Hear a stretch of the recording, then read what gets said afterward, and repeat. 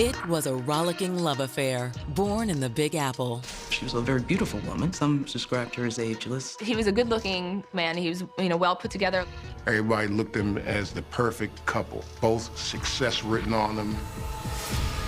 But behind this fairy tale love story, there was danger waiting in the wings. It's not something that we see regularly in Bayonne. It was so shocking when they found that suitcase by the side of the road. The cops were thinking, who could have done this and why? It's a story made for the headlines, one that'll leave a family screaming for justice and plunge detectives deep inside a labyrinth of violence, disguise, and deception. It takes a certain soulless person to do something like that. The red flag should have come up. Something is wrong. He had a whole new identity and a whole new life. Yo, man, you killed my mother in cold blood.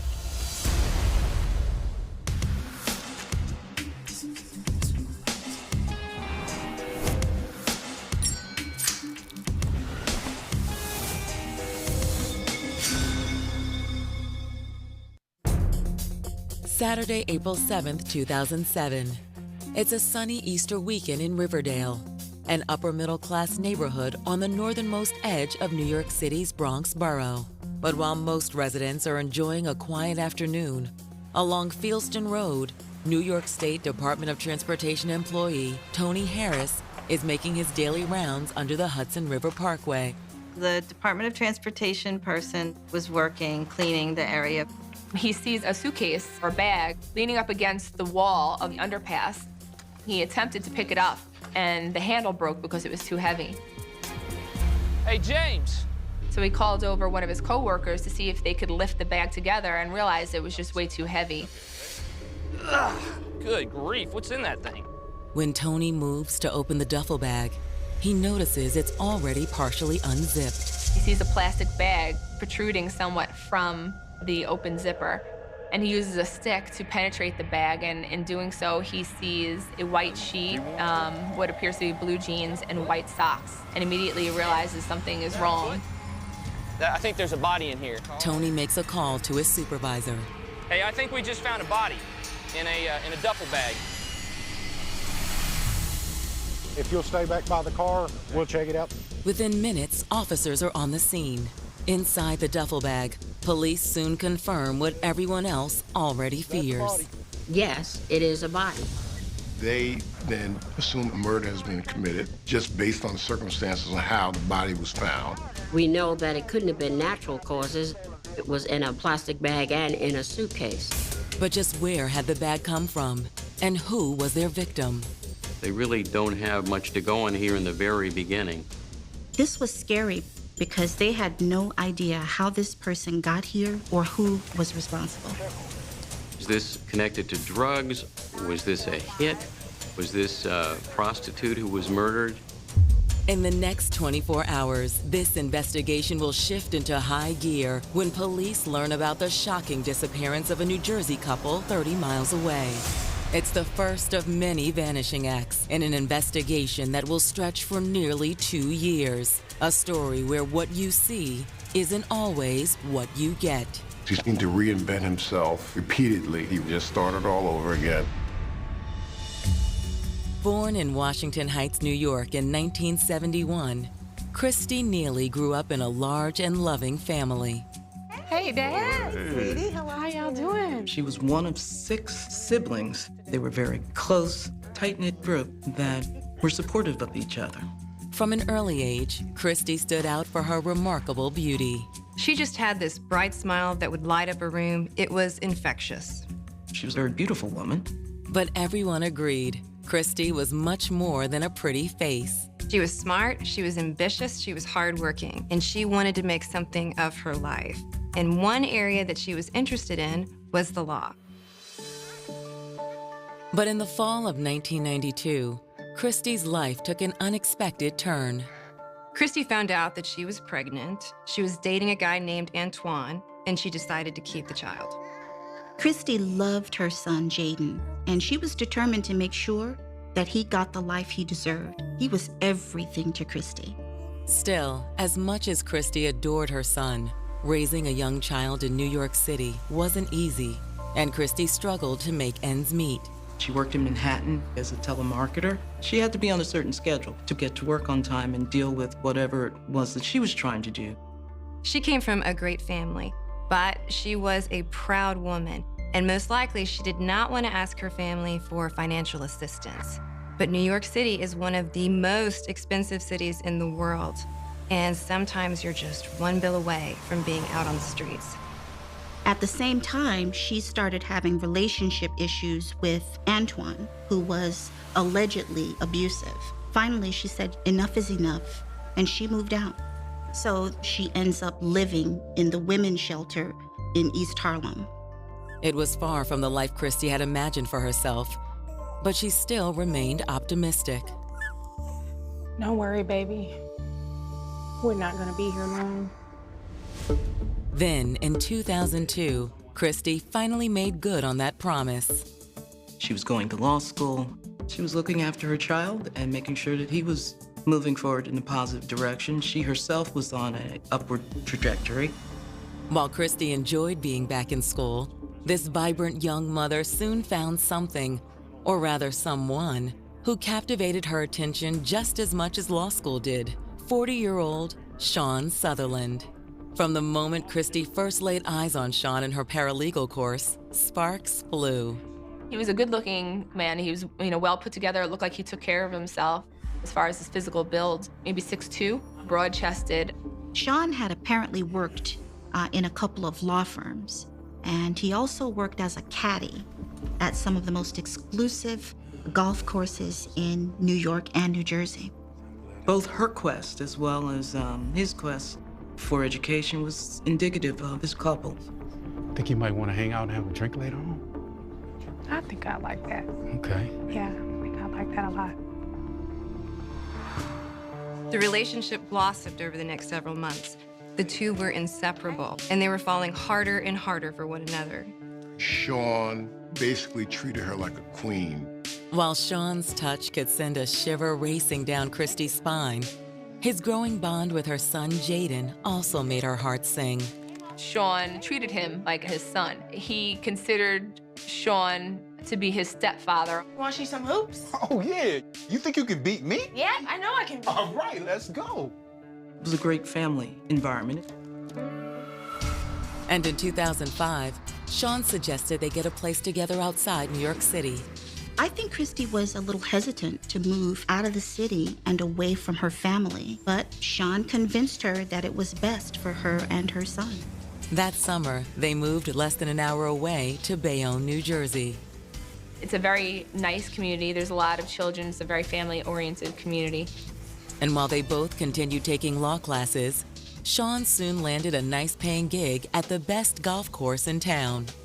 He worked at the golf course, the Bayonne Country Club, as a caddy. If you're a good caddy, you can make a lot of money, especially the club in Bayonne. Those are like senior executives in Fortune 500 corporations.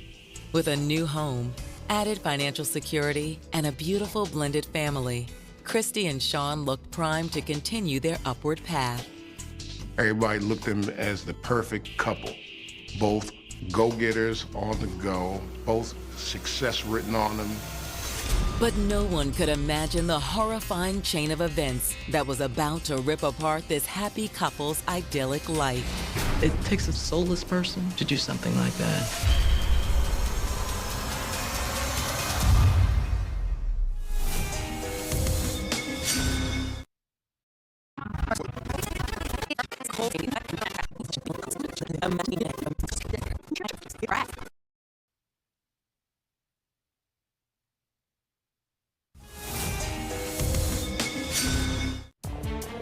In early 2007, nothing seemed impossible for Bayonne, New Jersey residents Christy Neely and her boyfriend, Sean Sutherland.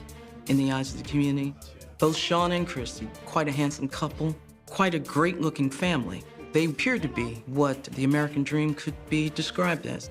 They had been together for the last 5 years. Both were happily employed, and they were providing a home for Christy's son, Jaden, which he deserved. Life seemed good.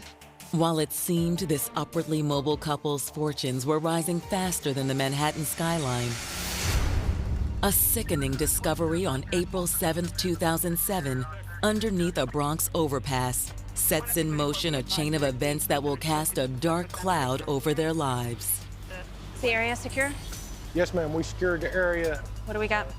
Well, a Department of Transportation worker had gone under the underpass there along the Henry Hudson Parkway and discovered this luggage, tried to remove that piece of luggage.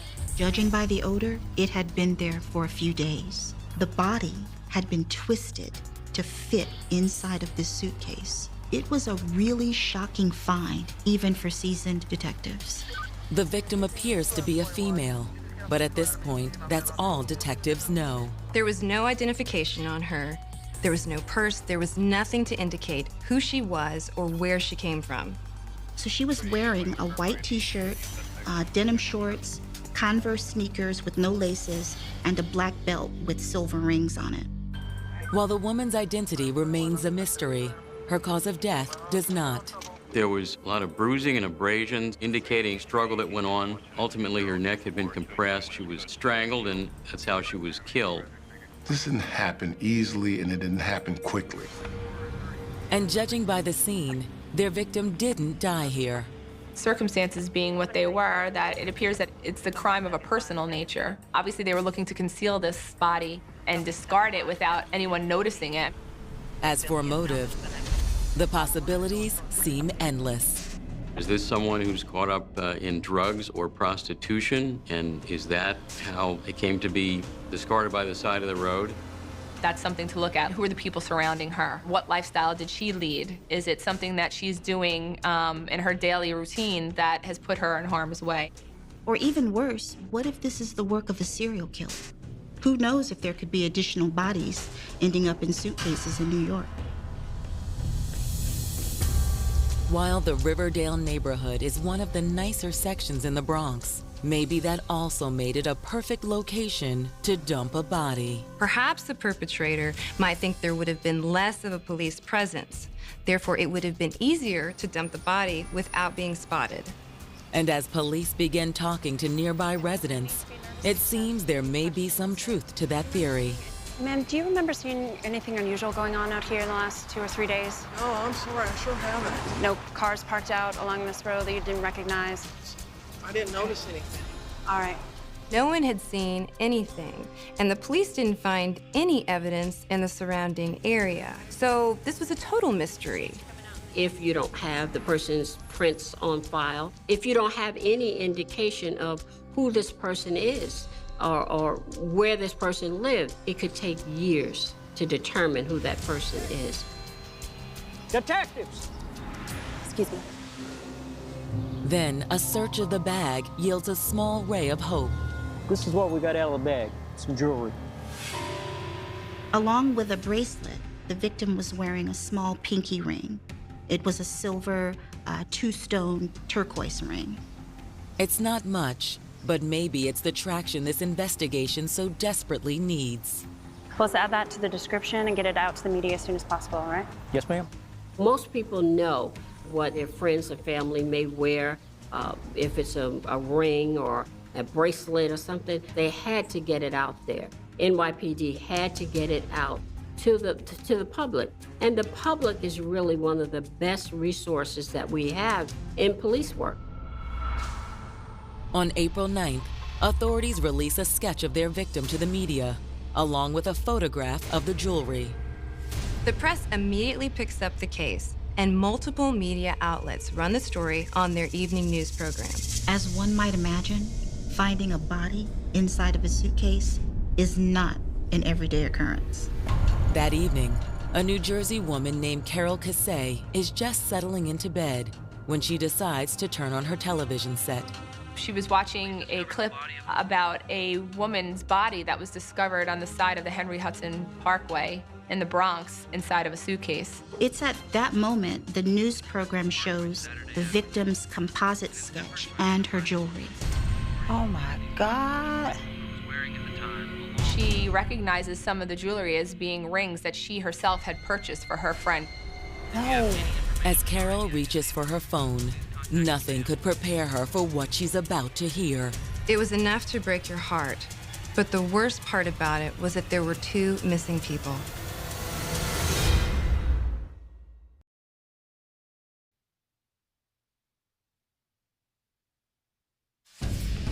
An evening news report on April 9, 2007, about an unidentified murder victim discovered underneath a Bronx freeway has jolted New Jersey resident Carol Cassay into panic mode. While Carol's watching this, she recognizes some of the jewelry as being rings that she herself had purchased for her friend Christy Neely. Carol immediately calls Christy's younger brother in New York. Oh, please don't let this be her. When she sees this, she reaches out to Christy's brother, Chris, and she lets Chris know that she had just seen this on the television, and she believes that the woman in the suitcase might possibly be Christy. No. Chris's response stuns Carol. Carol, this is hard to say, but Christy's disappeared. Yeah, she's been missing for 4 days now. What? Chris lets her know that, they're in the middle of filing this missing persons report for Christy. As her friends and family hold out hope that the dead woman featured on the evening news isn't their beloved Christy, detectives dig deeper into the missing persons report filed by Christy's family. We didn't know which direction we were headed, whether we thought that she had left home due to an argument, or was there actually something more going on. One of the first people investigators want to talk to is the man who filed the missing persons report, Christy's brother, Chris Neely. Hi, Chris. Hey. I'm Detective Diaz, and we brought you in just to ask you a few questions, okay? Okay.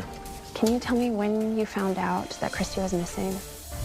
According to Chris, everything he knows at this point comes from Christy's 14-year-old son, Jaden. That morning, Chris apparently had gotten a panicked call from his parents. They were worried about Jaden.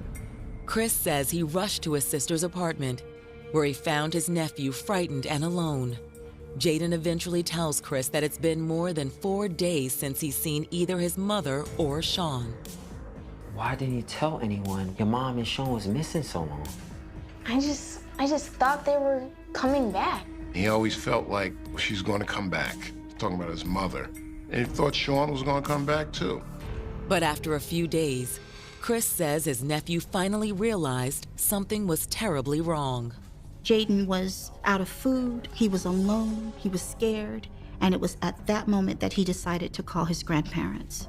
Chris says after Jaden's call, he and his family had spent the afternoon trying to reach Christy and her boyfriend, Sean. I called the cell phone and just kept going to voicemail. Finally, Chris says he had no choice but to call the police. A patrol officer was sent to the residence to initiate a missing persons report.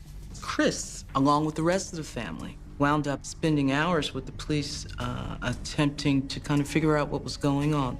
Chris claims police tried to reassure the family that Christy and Sean could still turn up. Very rarely, and thankfully, do we have missing persons investigations that amount to something serious. And have either Christy or Sean ever done anything like this before, disappeared without? Never. For investigators, the story of the couple's mysterious disappearance is deeply alarming. But there's one thing investigators must find out from the medical examiner's office before they proceed any further. It has to do with the remains found inside the black duffel bag. They needed to know if the victim indeed was Christy. On April 10th, Christy's father meets detectives at Jacoby Medical Center in the Bronx. Soon, the family's worst fears are confirmed. News of Christy's death hits the entire family hard. He had the unfortunate experience of going to the morgue in New York and identifying his precious daughter. But no one is more devastated than her son, Jaden. He loved his mother so much, and her death caused this big empty void of loss, devastation, and sadness. Jaden is also the last person to have seen either Christy or her boyfriend Sean. And despite Jaden's loss, police need to speak to him immediately. I know this can't be easy for you, but we really want to catch the person who's responsible for your mother's death. So I just need you to take your time and tell me everything that you can remember, okay? According to Jaden, 7 days earlier on the night of April 3rd, he, his mother, and Sean were at home. Jaden said that he went to his room somewhere between 9:30, 10 o'clock. He played video games for a couple of hours, and then he went to bed. I got up and I got ready for school the next morning. Normally, his mother would wake him up and make his breakfast before he would go to school. That morning, he woke up and he didn't hear his mother or see her in the kitchen. He's a 14-year-old, so he managed to prepare his own breakfast and get himself ready for school. But he did seek to say goodbye to his mom. But Jaden says Sean was the only one awake at that time. Sean told him that his mother was sleeping in. According to Jaden, when he returned from school that afternoon, his mother was still nowhere to be found. Mom! He asked Sean, "Where's my mother?" And he said, "I don't know where she is." And it wasn't until later on that he had told her son that she went on vacation. She said she'll be back. I don't know where she went, and left it at that. His mother's not there. He couldn't put his finger on it, but in the back of his mind, he knew something was wrong.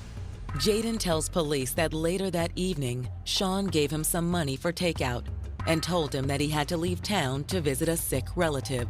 That was the last anybody had seen of Sean Sutherland. Were you aware of any problems between your mom and Sean? They definitely argue.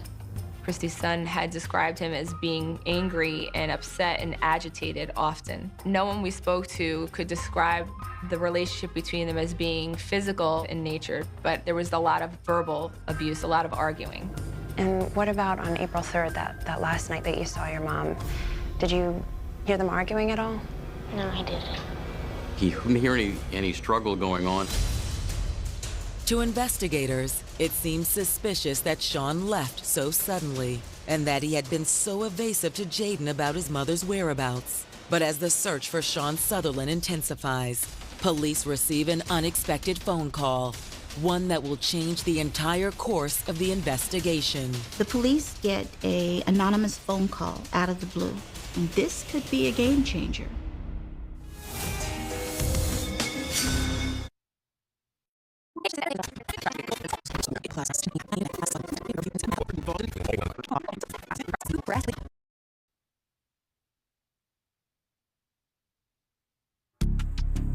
On April 7th, 2007, Christy Neely's body was found stuffed in a duffel bag underneath a Bronx overpass. Now, less than 48 hours after Christy's body was identified, investigators are looking for her missing boyfriend, Sean Sutherland, after an eye-opening conversation with Christy's son, Jaden. They fought constantly, from what her son said. There was a constant fighting, constant battling.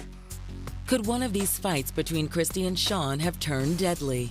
To detectives, it seems unlikely given Jaden's statement about the night of her disappearance.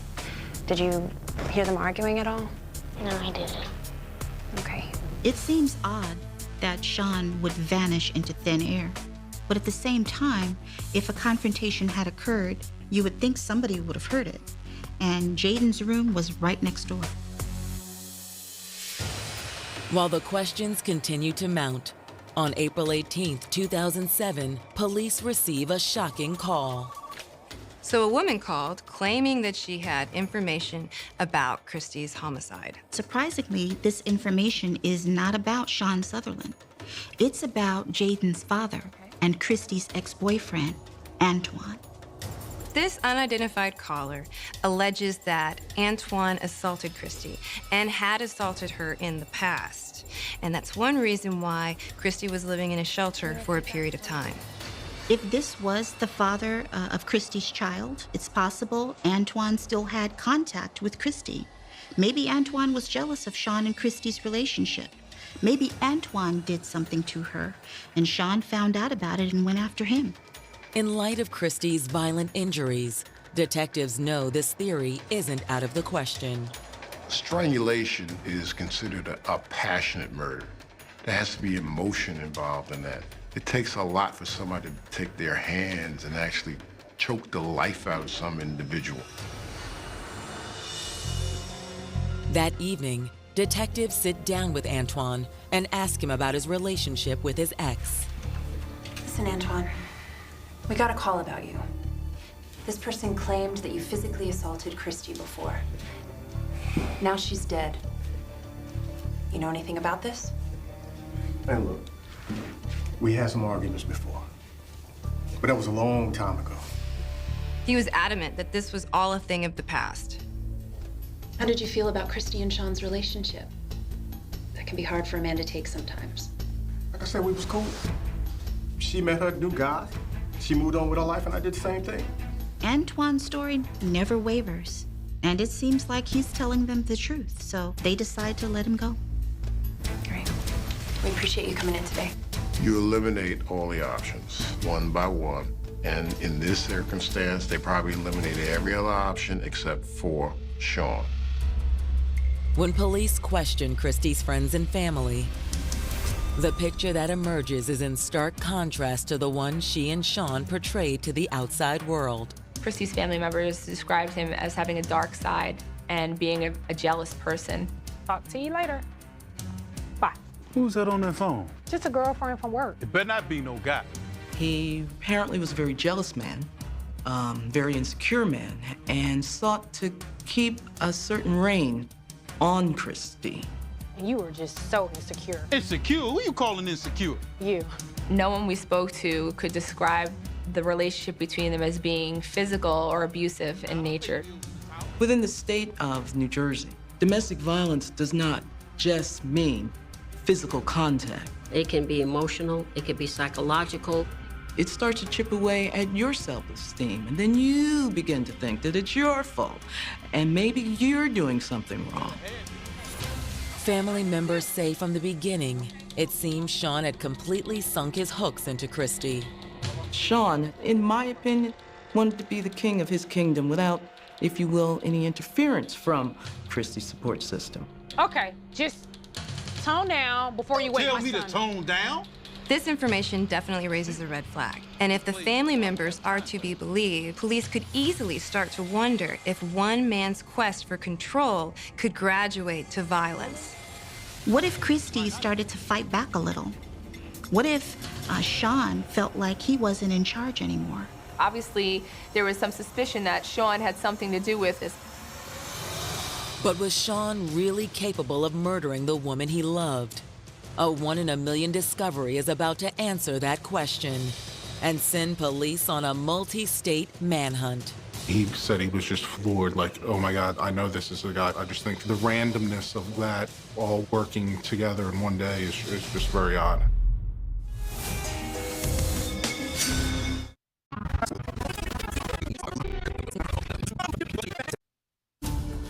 While police in Bayonne, New Jersey are investigating the murder of 36-year-old Christy Neely, they uncover a dark secret about her relationship with boyfriend Sean Sutherland. Sean was described as controlling and jealous. And that, coupled with the fact that he disappeared one day after Christy vanished, led investigators to believe that maybe this was their guy.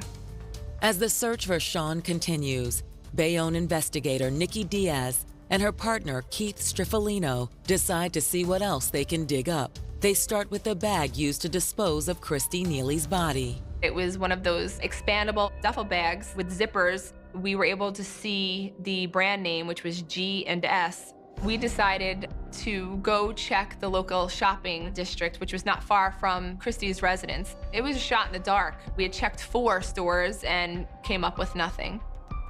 Okay, this is the last one, all right? As the 2 detectives enter the final store on their list, something immediately catches their attention.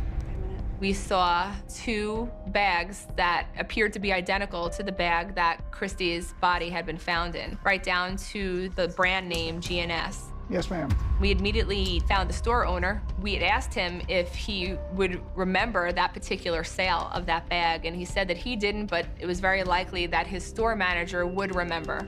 Though there's no surveillance footage to back her up, the clerk's memory of the individual who made the purchase is crystal clear. African-American, like 40s, early 50s. He had come in a couple of times. He came in and bought 1 suitcase. He came back a few hours later and stated that it was too small, and he bought a similar suitcase and left again. Do you still have that bag that he returned? Yes, ma'am, I do. It's in the back. But before taking the suitcase to the crime lab for testing, detectives present a photo array to the store manager. Do you recognize any of these? There's a photo lineup, and one of those photos was a photo of Sean Sutherland. Yes, ma'am. This is the gentleman here. You sure? Is this guy? The individual that worked in the store was able to identify Sean Sutherland positively as the individual that purchased that piece of luggage. While it's a stunning turn for the investigation, the test results on Sean's returned luggage are even more mind-blowing. Christy's DNA was found inside that bag. You can only surmise or conclude reasonably he tried to stuff her in that and she didn't fit, so he went and got a larger piece of luggage. As for Sean's possible location, family members tell investigators he may be holed up with a cousin in Long Island, New York. That night, they move in to make an arrest. This is a guy who is accused of murder, and now he's on the run. He is probably not going to go down without a fight. But when officers move in, the only person at home is Sean's cousin. Sean, let me see your hands. Let me see your hands, Sean. Get on the ground. Get on the ground. That's Sean. Get on the ground. I'm not Sean, man. He's not here. It was a dead end. In the weeks that follow, further frustration mounts. He never went back to work. He didn't use his phone, didn't contact anyone. No one knew where he was. They're just gonna find him. Literally, he fell off the face of the earth to them. 1 year passes, and there's still no sign of Sean Sutherland. It was just so frustrating to Christy's family and friends, as well as the police, because it was just like Sean vanished. Then, a year and a half after Christy's murder, a tip comes in from a man who lived just down the street from Christy and Sean in Bayonne, New Jersey. But the man's not in Bayonne now. He's at a golf course in a small town in suburban Philadelphia. Yes, I'm at the Philadelphia Cricket Club. I just finished playing a round. My caddy said his name was Keith Davis.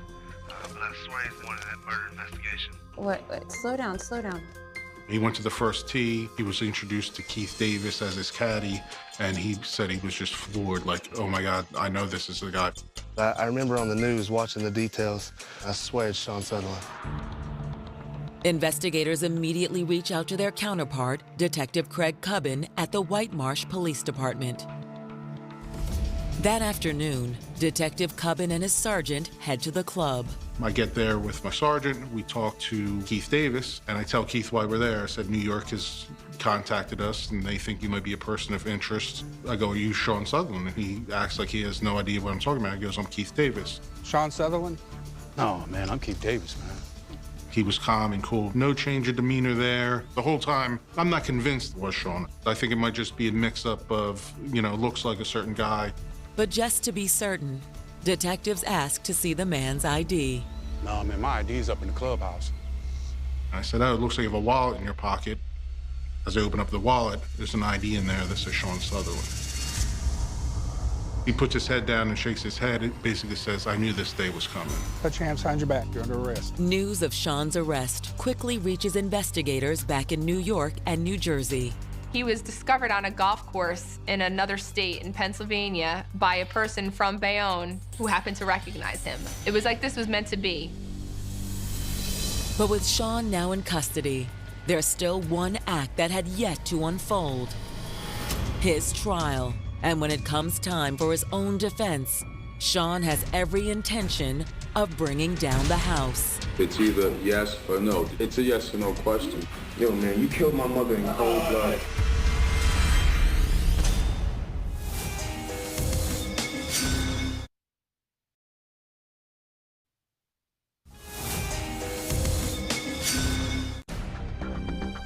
It's been nearly 5 years since Christy Neely's body was found stuffed in a suitcase underneath a Bronx freeway.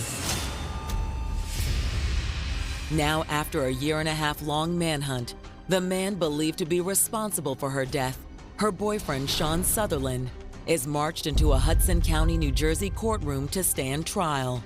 But this will be a murder trial unlike any other. Sean decides that he's going to represent himself. He had a little bit of legal training, and he thought that was enough.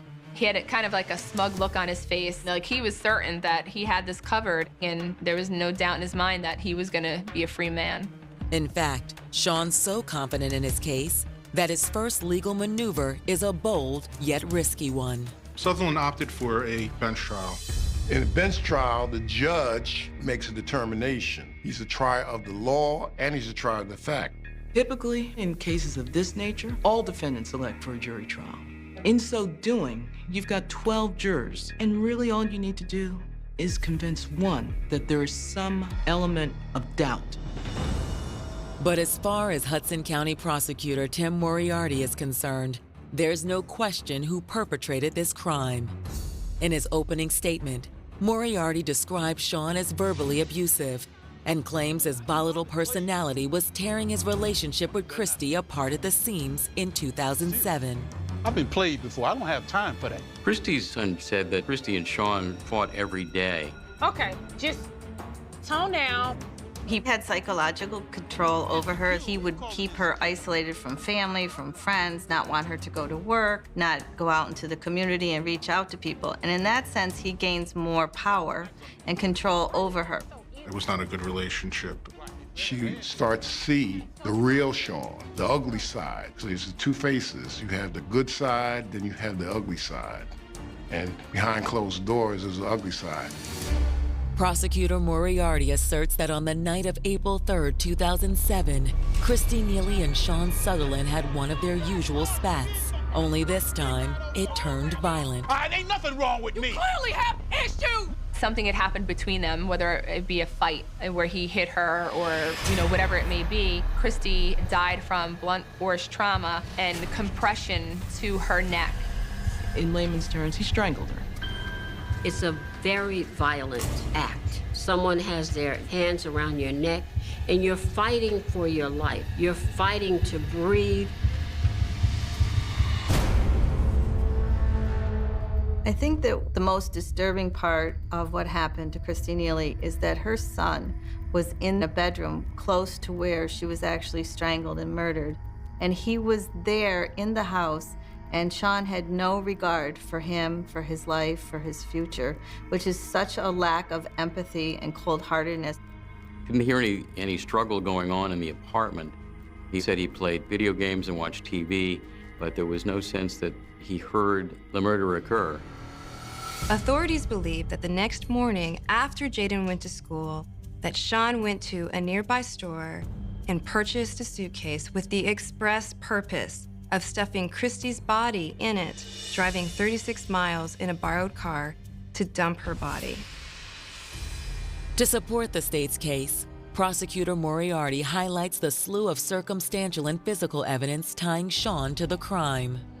He disappeared. A lot of suspicious things that he told police and the family that just didn't make sense. They did a forensic analysis on the first suitcase he bought and found Christy's DNA in the outer part of the trim. The store clerk was shown a photo array of possible suspects, and Sean Sutherland was picked out of that photo lineup. It was a pretty overwhelming case. And the most powerful testimony comes from Christy's own son, Jaden. This is a young man who loved his mother. His testimony was both powerful and moving. He eloquently spoke to the tension that was present inside the home and how Sean prevented him from going into his mother's room the day that she disappeared. But in cross, Sean tries to tear down Jaden's testimony, as well as the reputation of his mother. When you first met Mr. Sutherland, you were not living in a family shelter. When we first met you, yeah, we was living in the shelter. Did you have any problems in school? Objection? For Jaden, having to be cross-examined by the very man he believes killed his mother is more than he can take. Yo, man, you killed my mother in cold blood. But Sean does much more than rile the state's witnesses. He attempts to point the finger at other potential suspects. Whoever it was called as a concerned citizen and gave a report that basically establishes that anybody could have committed this crime against Ms. Neely. His entire defense was that the state's case was purely circumstantial and that they did not have enough evidence against him for the necessary burden of proof. Sean objected to everything he could, citing rules and statutes he really knew nothing about. It was all pretty ridiculous, but to the judge's credit, he was very patient. There's an old adage that says that an attorney that represents himself has a fool for a client. Finally, after 10 weeks of testimony, Judge Francis Schultz returns to his chambers to determine Sean's fate. On March 16, 2012, he returns with the verdict. He was found guilty of a murder, and he was sentenced to 30 years with no chance of parole. He thought that he was going to get away with this, and just knowing that he wasn't was, it was a lot of satisfaction. Christy's family and her son Jaden had been through so much for so long, so they were happy that they finally got justice in this case. Equally as important for the family is the fact that Sean Sutherland has finally been unmasked for the monster he is. Sean, one of those people that's, the life of the party, and until you get to really know him, and then he's a controlling psychopath and makes life a living hell for you. But it's too little too late for the loving mother who fell prey to this master of manipulation. When he felt like he had the hold on you, and he could be gracious and charming and very social. And when he realized that you didn't buy his act, that's when the evil side came out. And unfortunately for Christy, she saw. As they walked toward the open grave, leaving him here on his own while we was all off globe-trotting. He wasn't on his own. Rodney said. He had Elsie. He was happy. They stood by the grave, listening to the vicar speak of a man named Bunny who had served in the RAF. Bunny. Dell frowned. Why did he call him Bunny? Well, that's what they called him in the RAF, didn't they? A stranger next to them whispered, because his surname was Warren. Dell froze. He looked at the headstone. He looked at the grieving widow, who was definitely not Elsie Partridge. He looked at the photo of the deceased man who looked remarkably like Albert, but was missing the signature during the war beard. Rodney, Dell hissed, his eyes wide. Is that a Spitfire on the coffin? Yeah, Rodney whispered back. We're at the wrong funeral. They retreated with the quiet dignity of two men who had just realized they were mourning a complete stranger. It was the perfect metaphor for their lives, showing up with good intentions only to realize they were in the wrong place at the wrong time with the wrong dead relative. Chapter 5. New Management. Back at Nelson Mandela House, the flat felt smaller than it used to.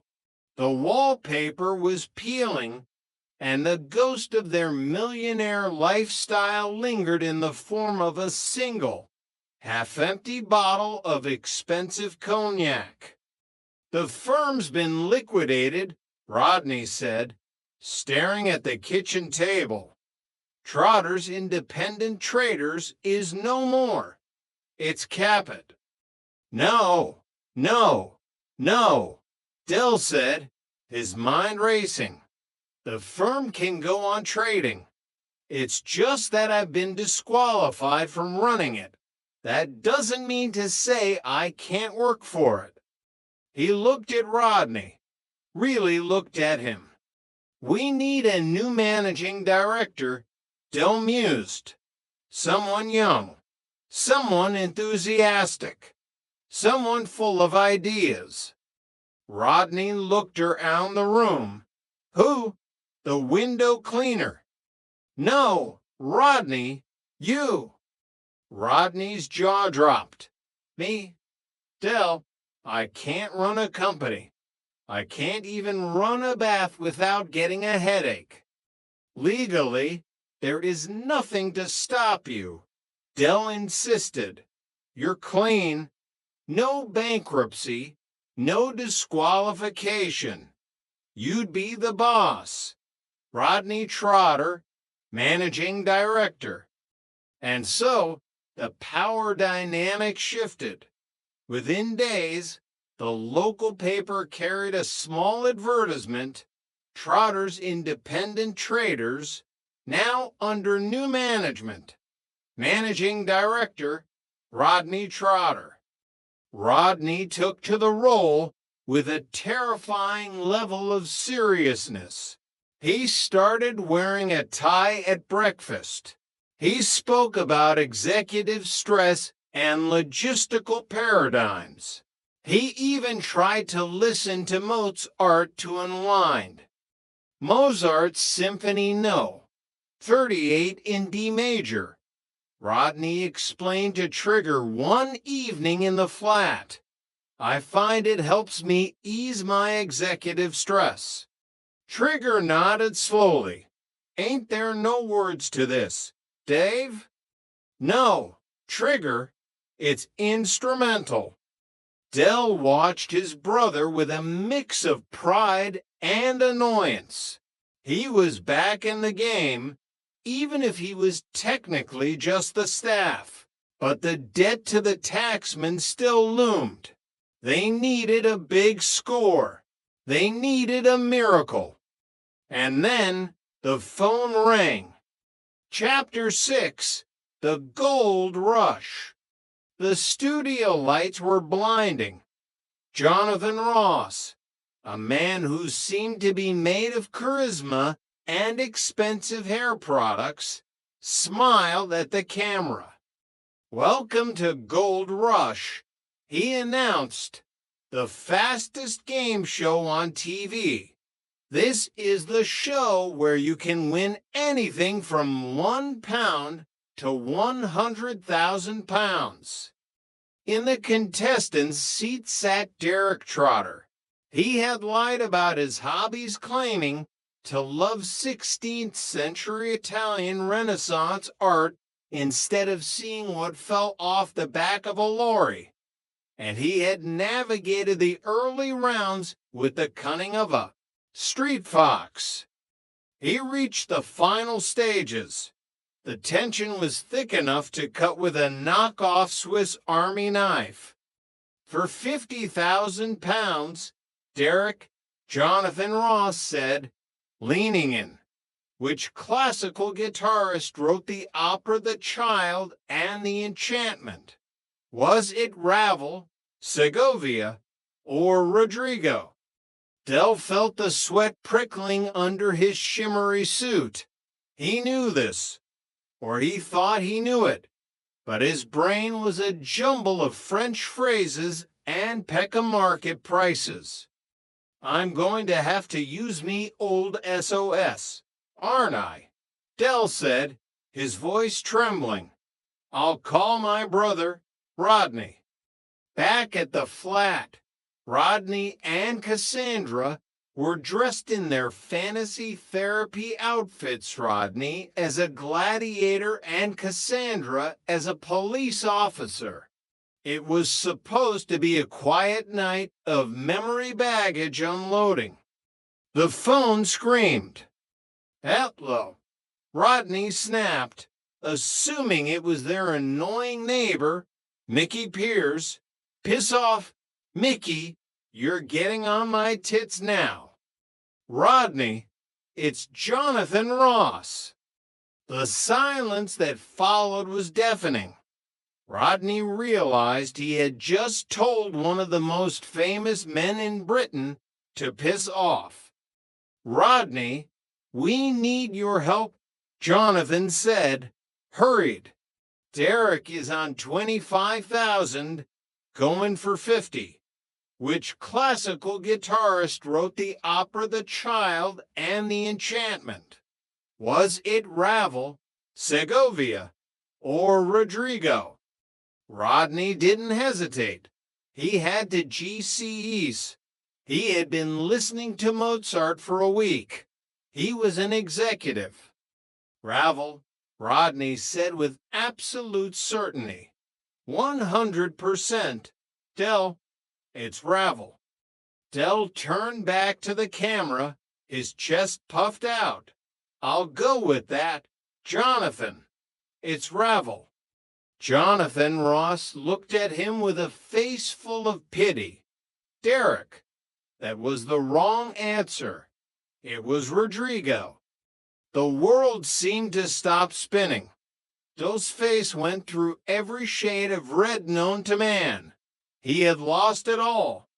again, on national television. Chapter 7, The Phoenix of Peckham. The silence in the flat that night was heavy.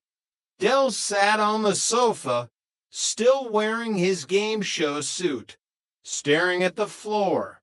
Raquel was in the kitchen, and Rodney was hiding in his room, probably trying to find a way to dismantle his gladiator armor without making a sound. The phone rang. If that's Mickey Pierce, Del growled, picking it up. I'm going to murder him. Hello, is this Derek Trotter? A voice asked. It sounded professional. This is the producer of Gold Rush. Del rolled his eyes. Oh, give it a rest, Mickey. I can hear the jukebox in the Nag's Head from here. No, Mr. Trotter, this is serious. We've made a mistake. Our researchers checked the facts. Ravel did write the music for The Child and The Enchantment. Even though he's a composer and not primarily a guitarist, the question was flawed. Del sat up straight. A mistake? You mean? I was right? You were right. We're offering you the 50,000 pounds, or the chance to come back and play for the 100,000. Del looked at the room. He looked at Rodney, who had peeked his head out of the bedroom door. He looked at Raquel, who was standing in the doorway with hope in her eyes. Give all the money to charity, Del shouted into the phone, his old bravado returning in a rush of adrenaline. And if you phone here once again, I'm going to come down there and kick your arse into shredded duck. Goodbye. He slammed the phone down. Del, Rodney screamed. What are you doing? That was 50 grand. Del started to laugh. A deep, wheezing Peckham laugh. It was Mickey Pierce, Rodney. I could hear the jukebox. He thought he could wind me up, but nobody winds up Derek Trotter. He stood up, adjusting his cuffs. We're the Trotters, Rodney. We don't need charity. We're back in business. New management, new ideas. This time next year. Rodney sighed, but he couldn't help but smile. We'll be millionaires? No, Del said, throwing an arm around his brother's shoulder. This time next year. We'll be debt-free. And that, Rodney, is bonjour. It's bonjour, Del, Rodney corrected. Exactly what I said. Prove exactly what I said. The neon sign of the Nag's Head flickered in the distance, a beacon of hope in the heart of Peckham. The Trotters were down, but they were never out. Because as long as there was a deal to be made and a brother to blame, the dream would never die. Chapter 8, The Cold Light of Day. The following morning did not bring the clarity Del Boy had hoped for. Instead, it brought a pounding headache and the lingering suspicion that he might have made a catastrophic tactical error. He sat at the formica table in the kitchen, nursing a mug of tea that was mostly sugar. Rodney stumbled in, looking disheveled. Del, Rodney said, his voice flat. I've been thinking about that phone call last night. Forget it, Rodney. Del snapped. Mickey Pierce, professional wind-up merchant, probably recorded the whole thing to play at the pub later. Low D toilet. Rodney. Water under the bridge. Del, I went to the pub this morning to get some milk because the fridge is on the blink again. And Mickey Pierce was there. He looked as miserable as a rainy Tuesday in Margate.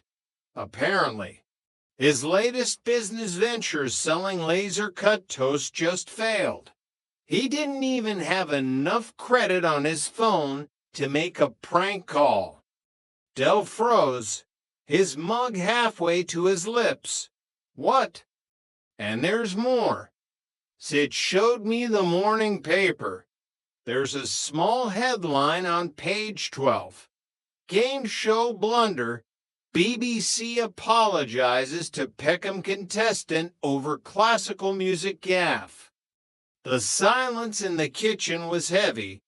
You could hear the distant rumble of the 171 bus and the slow, rhythmic dripping of the leaky tap. So, Del whispered, his voice barely audible. It wasn't Mickey. It was the producer. Del, you told the BBC to give £50,000 to charity in the name of the Trotters. Del Boy put his mug down. He stared at the wall, at the framed picture of their mother. Well, he said, his voice suddenly bright and brittle. At least we'll get a plaque or a mention in the newsletter. It's tax deductible, ain't it? We don't pay tax. Del, we're bankrupt. Rodney shouted. Details, Rodney, details. Del stood up, pacing the small kitchen. This is just a temporary setback. A minor hiccup in the grand tapestry of Trotter fortunes. We're under new management. Remember, Managing Director Rodney Trotter. What's our first move, boss? Rodney looked at the pile of unpaid bills on the counter. Our first move is to find something to sell. Something that doesn't involve the Sultan of Brunei or the BBC. Chapter 9, The Electronic Revolution. Rodney's first official act as managing director was to meet with Monkey Harris. Monkey was a man who lived up to his name short, agile, and always looking for a way to climb a bit higher on the social ladder. He met Rodney in the back of a van parked behind the Nag's Head. I've got a consignment. Rodney, Monkey whispered, opening a cardboard box. Electronic personal organizers. Top of the range. They tell the time, store 500 names, and have a built-in calculator.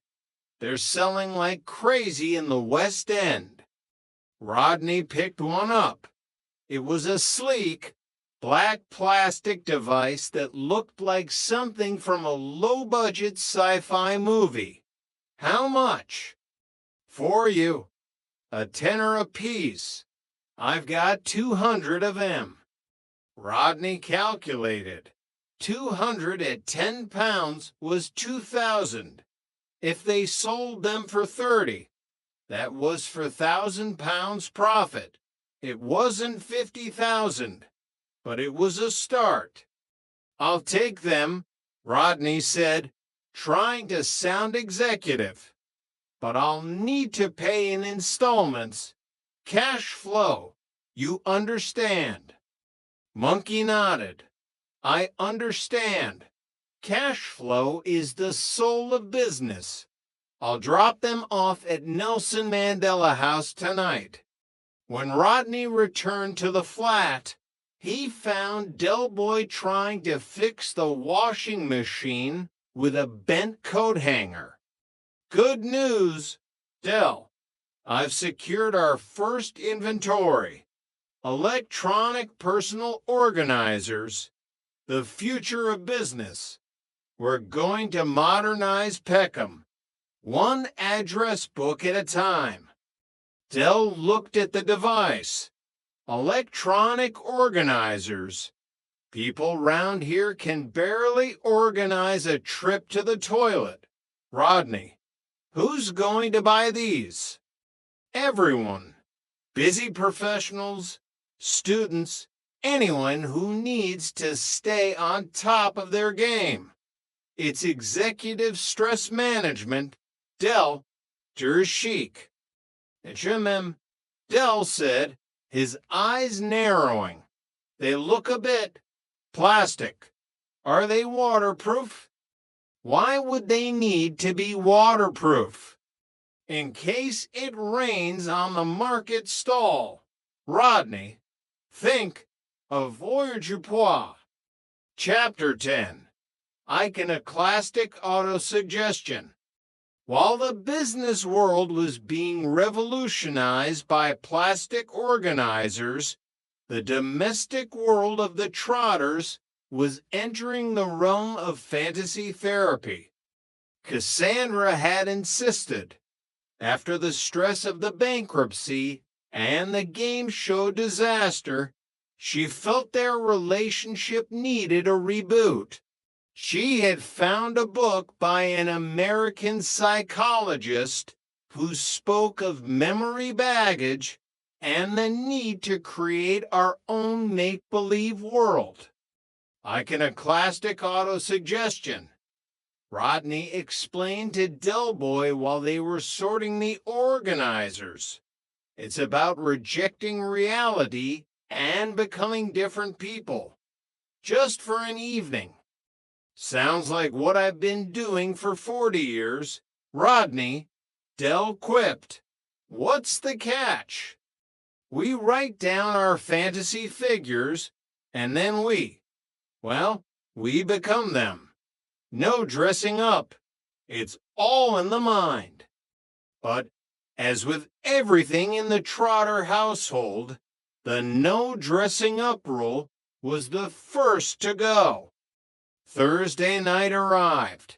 Dell had agreed to take Raquel and Damien out to see a film, giving Rodney and Cassandra the flat to themselves.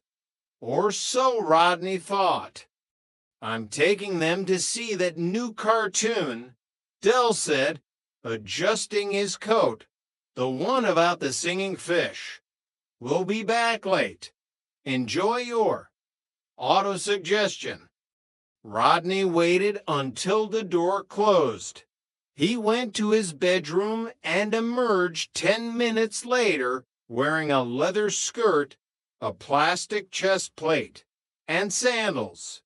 He looked like he had been rejected from a high school production of Spartacus. Cassandra emerged from the bathroom. She was wearing a police uniform, complete with a hat and a plastic truncheon. Rodney, she gasped. I thought we said no dressing up. I couldn't help it. Cass, the book said to fully immerse yourself. I'm Russell Crowe in Gladiator. And I'm a detective from the Bill. Cassandra sighed. You look different. Strength and honor, Cassandra, Rodney said, striking a pose that nearly caused his chest plate to pop off. Now, let us unload our baggage. They sat on the sofa, trying to be reborn. But the atmosphere was somewhat dampened by the smell of those lingering cigar smoke and the faint sound of the neighbors' heavy metal music. So, Rodney began, trying to deepen his voice. On my signal, unleash the feelings. Rodney, I don't feel like a detective.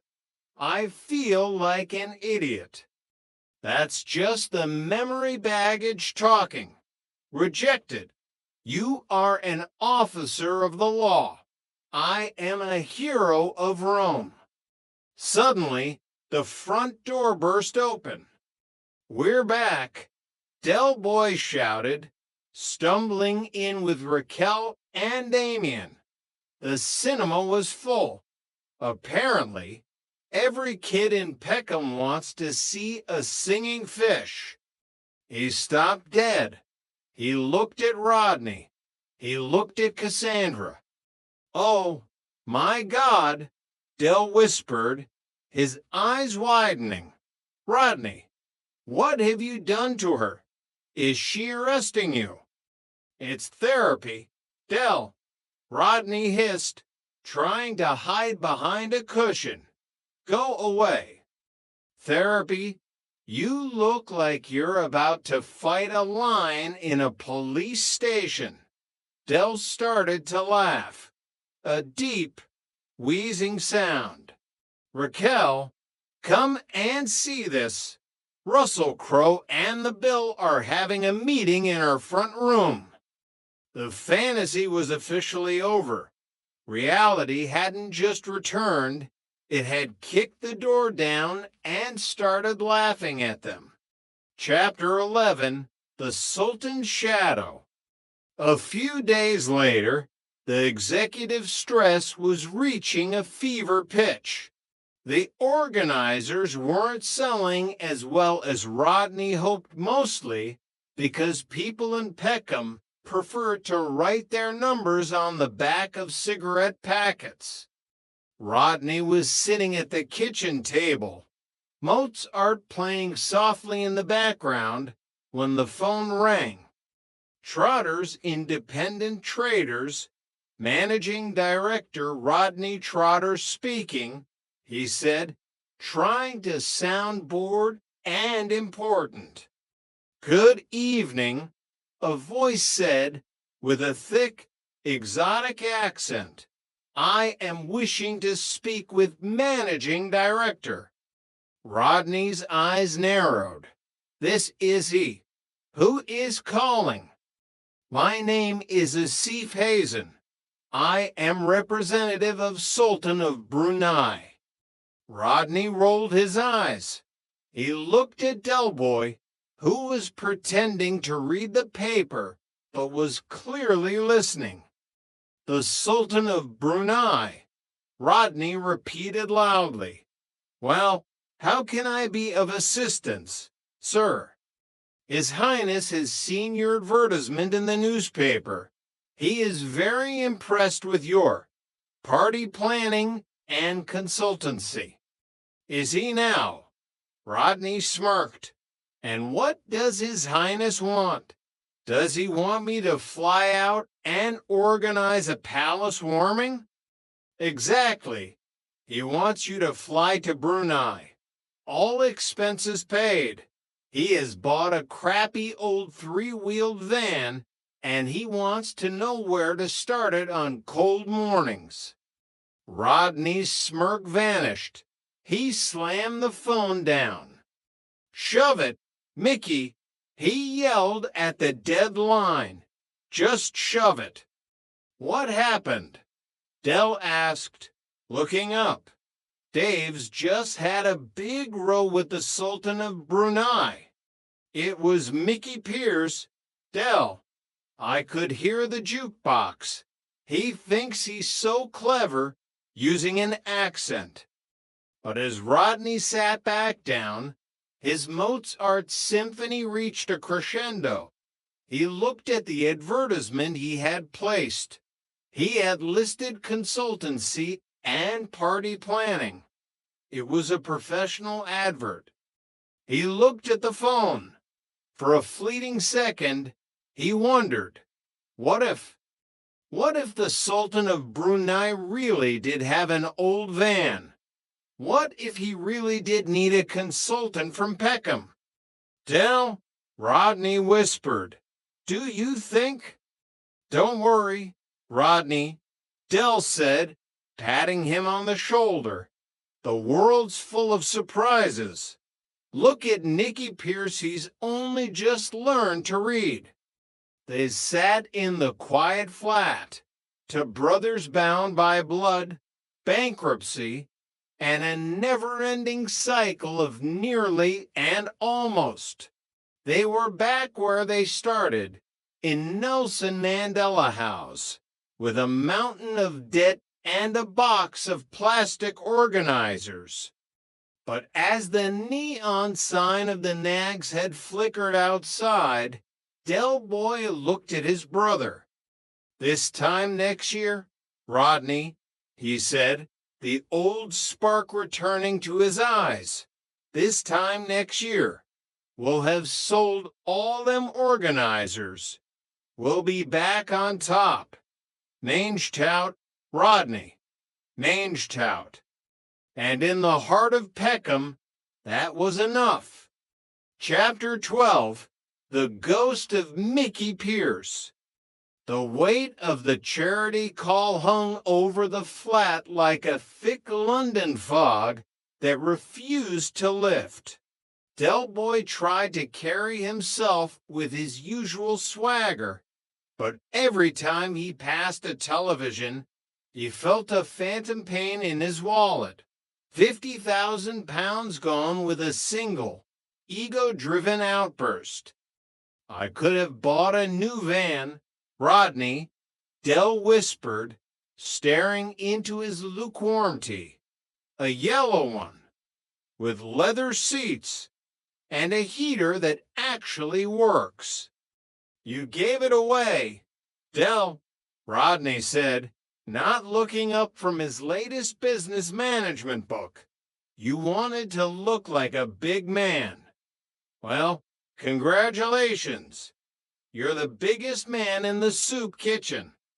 Rodney was trying to embrace his role as managing director, but the reality of the market stall was far from the corporate boardrooms he envisioned.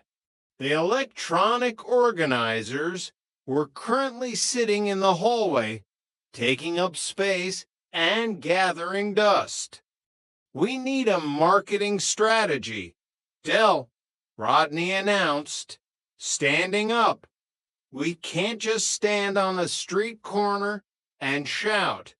We need to target the high-end demographic of Peckham." Del snorted.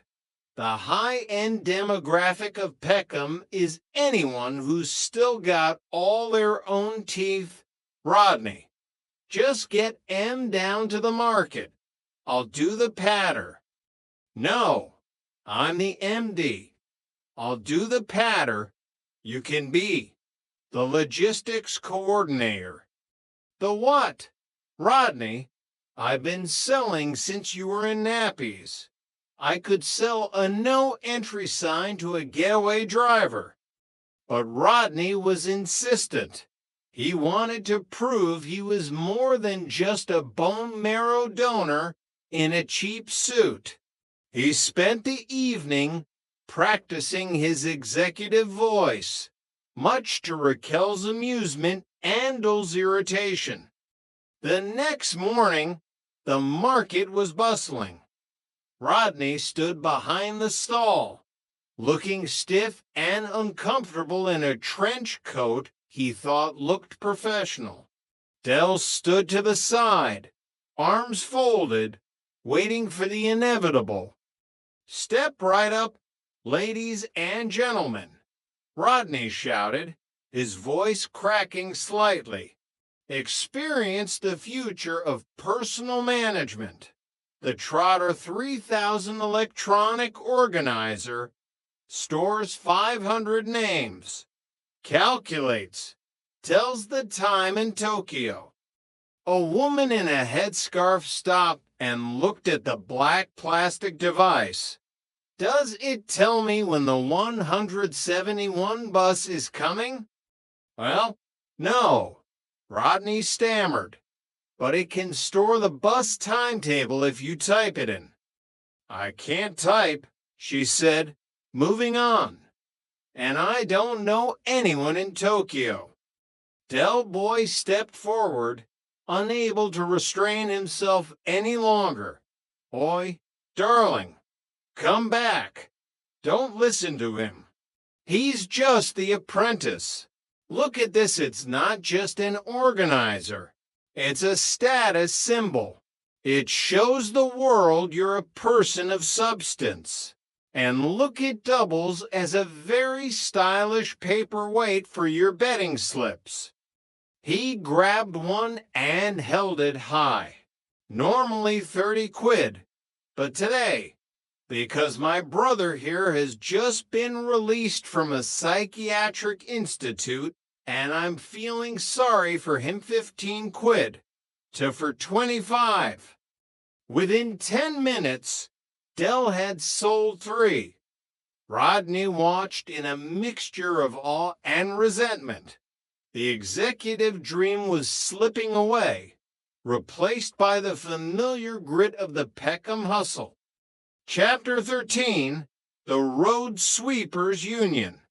As the weeks dragged on, the organizers sold in drips and drabs, but the mountain of debt to the inland revenue remained immovable. The threat of bailiffs was no longer a distant worry. It was a looming shadow that darkened every conversation. Raquel's right, Dell, Rodney said one evening, looking defeated. Trigger said they're recruiting down at the depot. Road sweeping.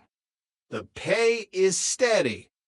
Del Boy looked like he had been slapped. Road sweeping. Me, Derek Trotter, the man who once had peacocks on his lawn. I'm a trader, Rodney, an entrepreneur. You're a bankrupt entrepreneur. Del, we need money, real money, not this time next year money. Del looked around the flat. He saw the peeling wallpaper, the half-empty bottles, and the tired-looking Raquel's eyes. The bravado he had worn like armor for decades was finally starting to rust. I'll help you fill in the form, Rodney offered, his voice softening. Me? Del shouted. I wasn't talking about me. You're the one who needs a job. You're young. You're fit. You can push a broom from here to Lewisham. I'm the managing director. Rodney protested. Exactly. And part of managing a company is diversifying your income streams. Now, go on, get the pen and see if they've got any vacancies for a logistics consultant with his own high-vis vest. The tension in the flat was broken by a knock at the door. It was Trigger. All right, Dave, Trigger said, nodding to Rodney. It's Rodney, Trigger. Yeah, whatever. Del, I heard you were looking for a bit of work. My supervisor says he's got a spot on the night shift. It's mostly quiet. Just you and the broom. Gives you plenty of time to hear the voices. Del Boy closed his eyes. The image of himself in an orange vest, sweeping up kebab wrappers at 3 a.m. was the final indignity. Thanks, Trig, Del said, his voice surprisingly quiet. I'll think about it. After Trigger left, Del sat by the window, looking out at the estate. He thought about the watch, the millions, the Barbados sun. It all felt like a dream someone else had dreamt. Rodney, Del said, his eyes still fixed on the horizon. Did I really tell them to give that 50 grand to charity? You did. Del, you were brilliant.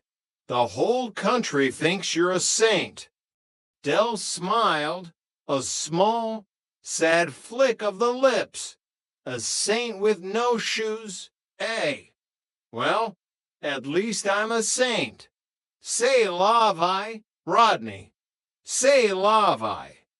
Chapter 14, The Final Word. The interview with Justin was drawing to a close. The high-end office felt even more alien now that the story had been told.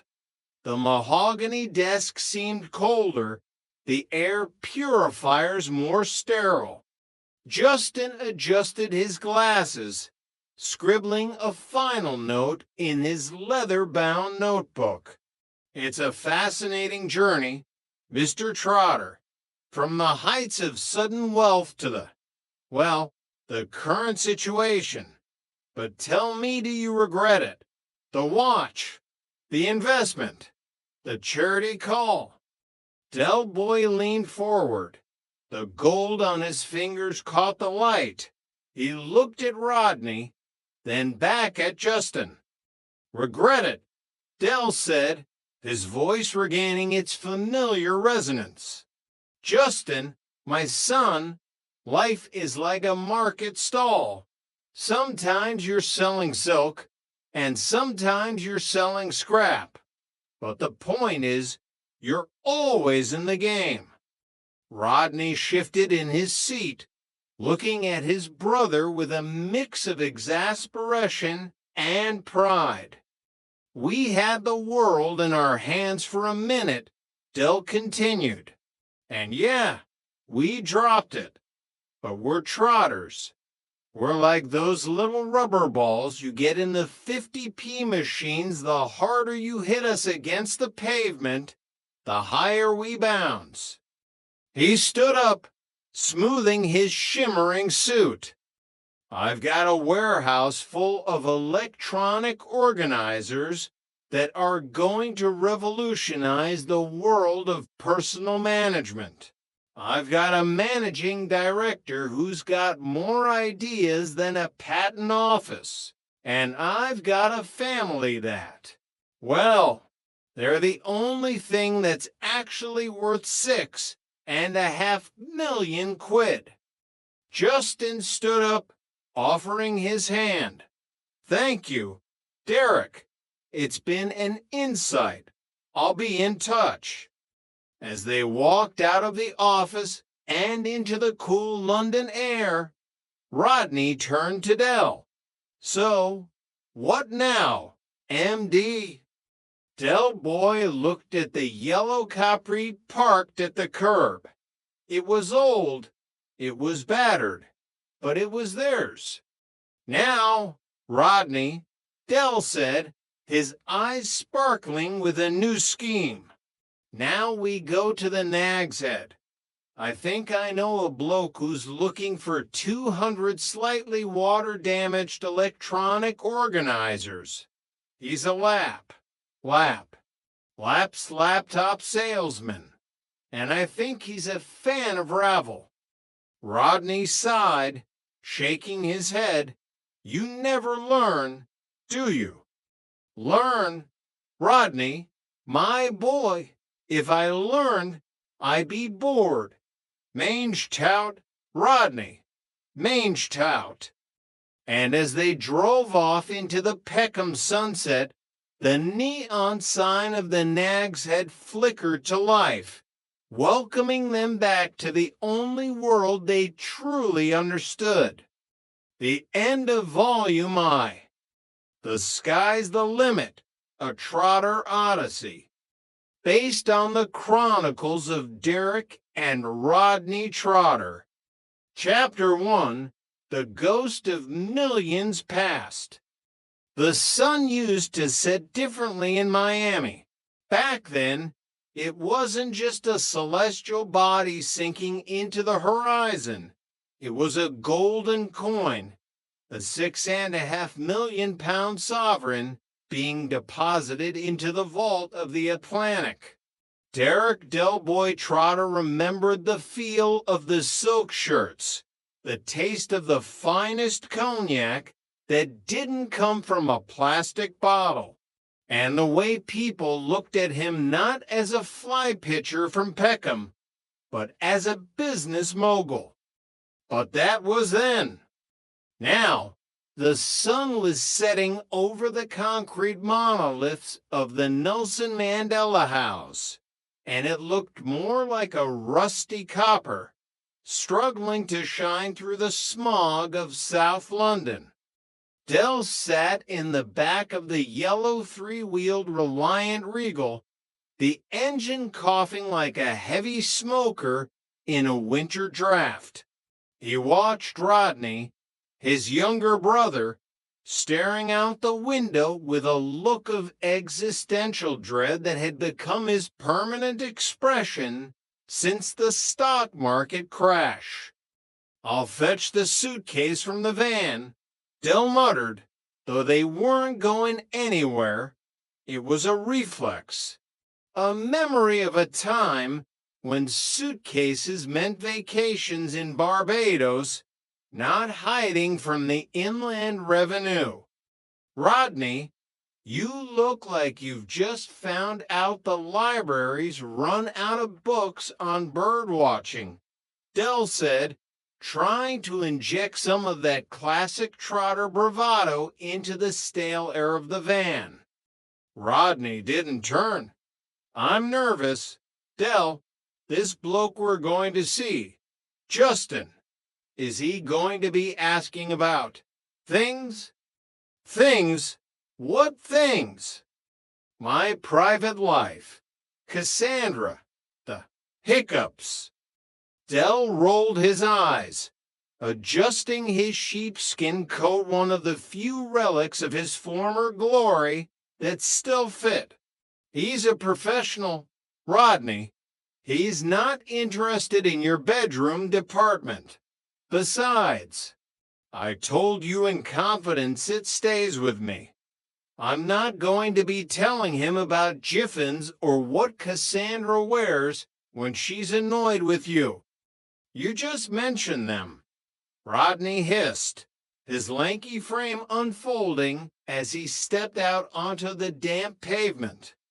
They were about to enter a world they hadn't visited in years, the world of accountability.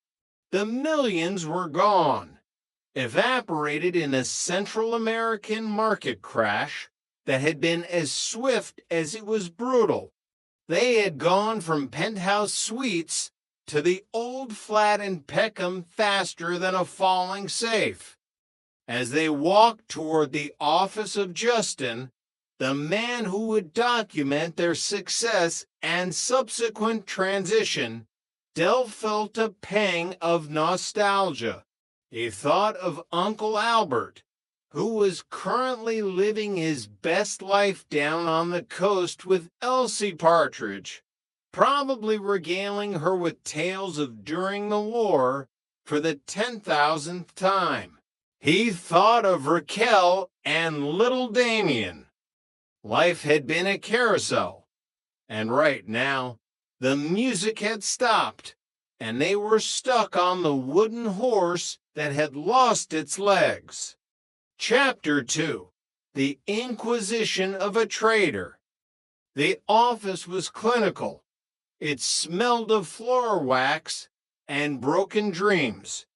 Justin sat behind a desk that probably cost more than Dell's entire current inventory of digital watches. "I've got the basic details," Justin said, peering over spectacles that made him look like a very judgmental owl.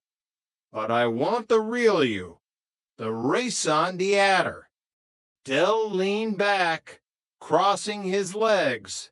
"Ah, laboratory Garney. Exactly." Rodney winced.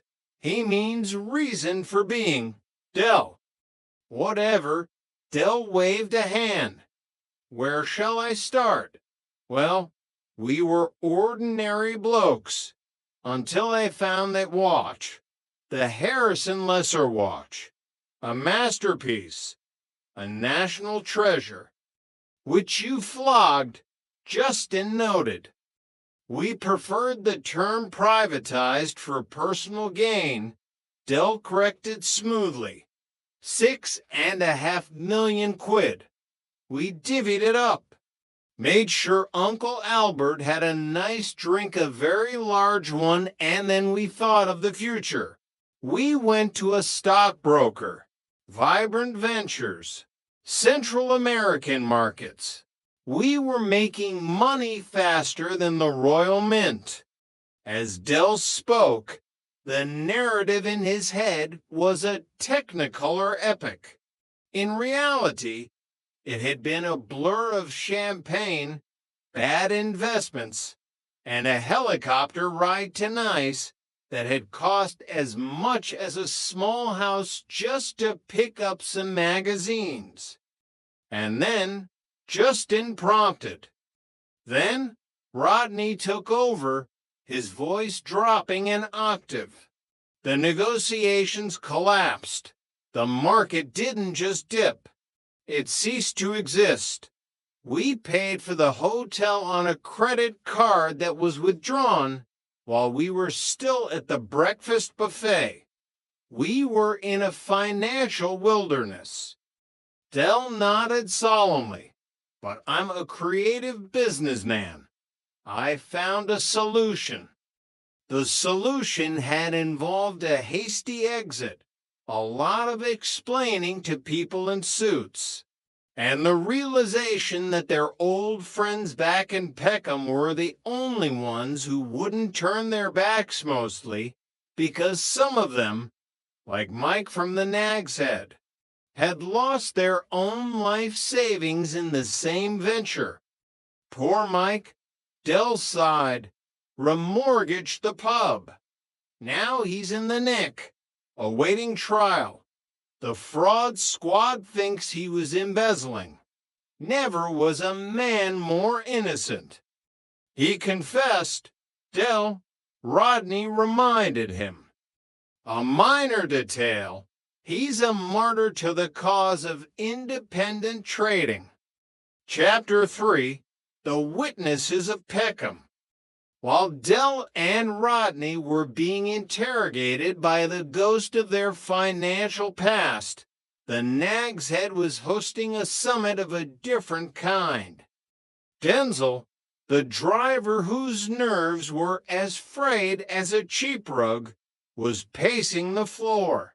Sid, the landlord pro tem, who cooked eggs that could be used as lethal projectiles, was polishing a glass with a rag that hadn't seen a washing machine since the Thatcher era.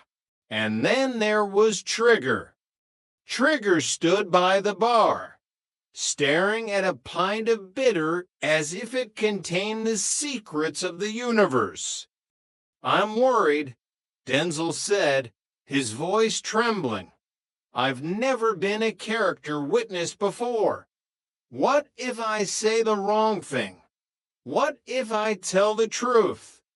If you tell the truth, Sid grunted, Dell and Rodney will be sharing a cell with Mike before the sun goes down. I hear voices, Trigger said suddenly. The pub went silent. Denzel stopped pacing. What did you say? Trig. I hear voices. I'm going to tell the judge. Maybe they'll let me off. Trig, Sid sighed. You're not the one on trial. You're a witness. I know, but I still hear them. Mostly they tell me to buy a new broom, but I like the one I've got. It's had 17 new heads and 14 new handles. The logic of Peckham was a strange, circular thing. It was a place where bankruptcy wasn't a failure, but a temporary setback, a hiccup in the grand scheme of becoming millionaires, this time next NCM. But today was different. The inland revenue is circling. The Trotter empire consisting of a flat, a van, and a collection of suspiciously branded electronics was under siege. Chapter 4, A Wrong Turn at the Graveyard. The news of Uncle Albert's passing had hit them like a physical blow, or rather, the news of an Albert's passing. In the chaotic aftermath of the court case where Dell had been declared bankrupt and Rodney had been exonerated, mostly because the judge didn't think he was capable of masterminding a bake sale, let alone a multi-million-pound fraud, the family gathered to pay their respects. They stood in a quiet, leafy cemetery. Dell, Rodney, Raquel, Cassandra, and young Damien, who was currently trying to see if he could trigger a car alarm with his mind. "I feel bad," Dell whispered, his eyes moist, leaving him down there on the coast while we were off globetrotting. We should have taken him to Barbados. He didn't have a passport. Dell, Rodney reminded him. The man survived the Battle of the Baltic, but he couldn't navigate a post office application form. They approached the morning party. A woman named Marion was crying. A man named Roland looked grim. Derek and Rodney Trotter, Dell introduced them, shaking hands with a somber gravity. His nephews, from Peckham. "Oh," Marion sobbed. "He went on a bit, didn't he? Lovely old man, but the stories. We love them," Dell insisted. "The wartime sagas, the individual struggle for liberty. A lot of blokes lost their lives, so prats like Roland here could have the freedom to knock him." Roland looked confused. "I didn't knock him. I just said he was a bit of a bore." "How dare you?" Dell shouted, his grief turning into a righteous fury. "He was a hero. He was. Wait, why did you call him Bunny?" Roland blinked. "Because that was his name in the RAF. Bunny Warren." The silence that followed was heavy. Rodney looked at the headstone, then at the coffin, then back at Dell. "Dell," Rodney whispered, "our Uncle Albert was in the Navy, and his name was Trotter." Dell looked at the grieving family. He looked at the Spitfire-shaped floral arrangement. "Is that a Spitfire, Dad?" Damien asked loudly.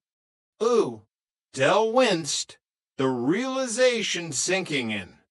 "We're at the wrong funeral." "Run," Rodney suggested. "Run," Dell agreed. Chapter 5. New Management, Old Tricks.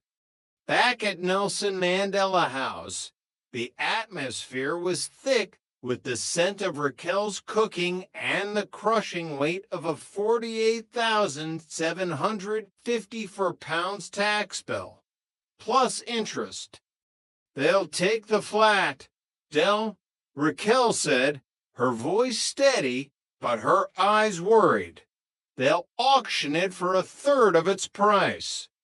Dell sat at the table, his mind working at the speed of a card shark's hands. No, they won't. I'm a trader. I've been trading since I was 12. I could sell rice to the Chinese." "The firm's liquidated, Dell," Rodney said, leaning against the doorframe. "You're disqualified from running it. It's over." "Not necessarily," Dell smirched. "The firm can go on. It just needs a new managing director. Someone young, enthusiastic, someone full of ideas. Someone." He looked at Rodney. Rodney pointed to himself. "The Wabbi, you want me to run Trotter's Independent Traders?" "Think about it, Rodney. Legally, there's nothing stopping you. you're clean. Mostly. We go to the lawyer. We make you the MD. Rodney Trotter, managing director, has a ring to it, doesn't it? And so the transition began. The Peckham Echo soon carried a small advertisement. Trotter's Independent Traders, now under new management. Managing director, Rodney Trotter. Consultancy and party planning. In the Nag's Head, Boyke read the ad and nearly choked on his large cognac. Managing director, Rodney, I've seen better management in a monkey house. But for the Trotters, it was a spark of hope. Rodney took to the role with a terrifying level of sincerity. He started listening to Mozart's Symphony No. 38 to ease his executive stress. He demanded that Cassandra answer the phone with a professional voice. Trotter's Independent Traders, how may I help you? Cassandra sighed into the receiver one evening, looking at Rodney, who was wearing a suit that was slightly too large for him. Yes, this is he, Rodney said, taking the phone with a flourish. Managing Director Rodney Trotter speaking. His face went pale. He looked at Dell. It's the representative of the Sultan of Brunei. Dell nearly fell off his chair. The Sultan, tell him we don't do windows on Fridays. He wants to consult with me, Rodney whispered. He bought a 3-wheeled van and wants to know how to start it on cold mornings. Dell's face dropped. Nicky Pierce, I'm going to kill that boy. Chapter 6, Fantasy Therapy and Failed Gambles. The stress of the bankruptcy and the new management was taking its toll on the brothers' relationships. Cassandra and Rodney were trying for a baby, but the hiccups remained. It's memory baggage, Rodney explained to Cassandra as they sat in a quiet restaurant. He had been reading a West Coast American magazine. Fantasy Therapy. We become different people. Reborn. Iconoclastic auto-suggestion. Does this involve dressing up, Rodney? Cassandra asked, her suspicion piqued. Absolutely not. It's all up here. He tapped his temple. We create a make-believe world. An hour later, they were back at the flat. Rodney was wearing a gladiator outfit he'd found in a bargain bin at a costume shop, and Cassandra was dressed as a policewoman. You look scary, darling, Dell said, walking into the living room and freezing. He looked at Rodney. And you look like Spartacus with piles. It's a fancy dress party, Dell, Rodney yelled, trying to hide behind a Roman shield. We're going to. A bank party. At 5 in the evening, Dell asked, reaching for a cigar. Well, you better hurry.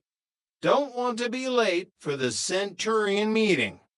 But Dell had his own plans. He had applied for a new game show. A show that promised to change their lives.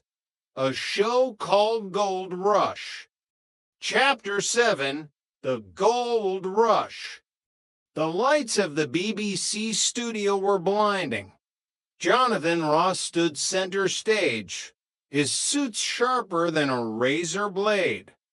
And finally, Jonathan announced to the cheering crowd, we have Derek Trotter from Peckham, a businessman who enjoys fine wines, the theater, and 16th century Italian Renaissance art.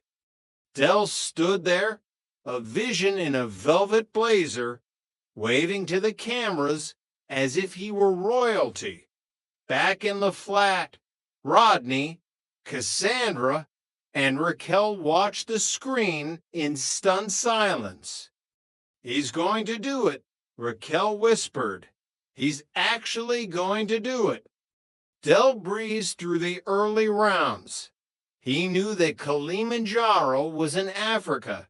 He knew that Fuji made cameras. He was on a roll. He was on the Rainbow Road. The 50,000 pounds question, Derek, Jonathan said, the music turning tens. Which classical guitarist wrote the opera The Child and the Enchantment? Was it Ravel, Segovia, or Rodrigo? Dell hesitated. His fine art knowledge was largely based on things he'd seen on the back of biscuit tins. "I'll use my AOS," Dell said. "I'll call my brother, Rodney. He's a scholar. He's got to GCEs." The phone rang in the flat.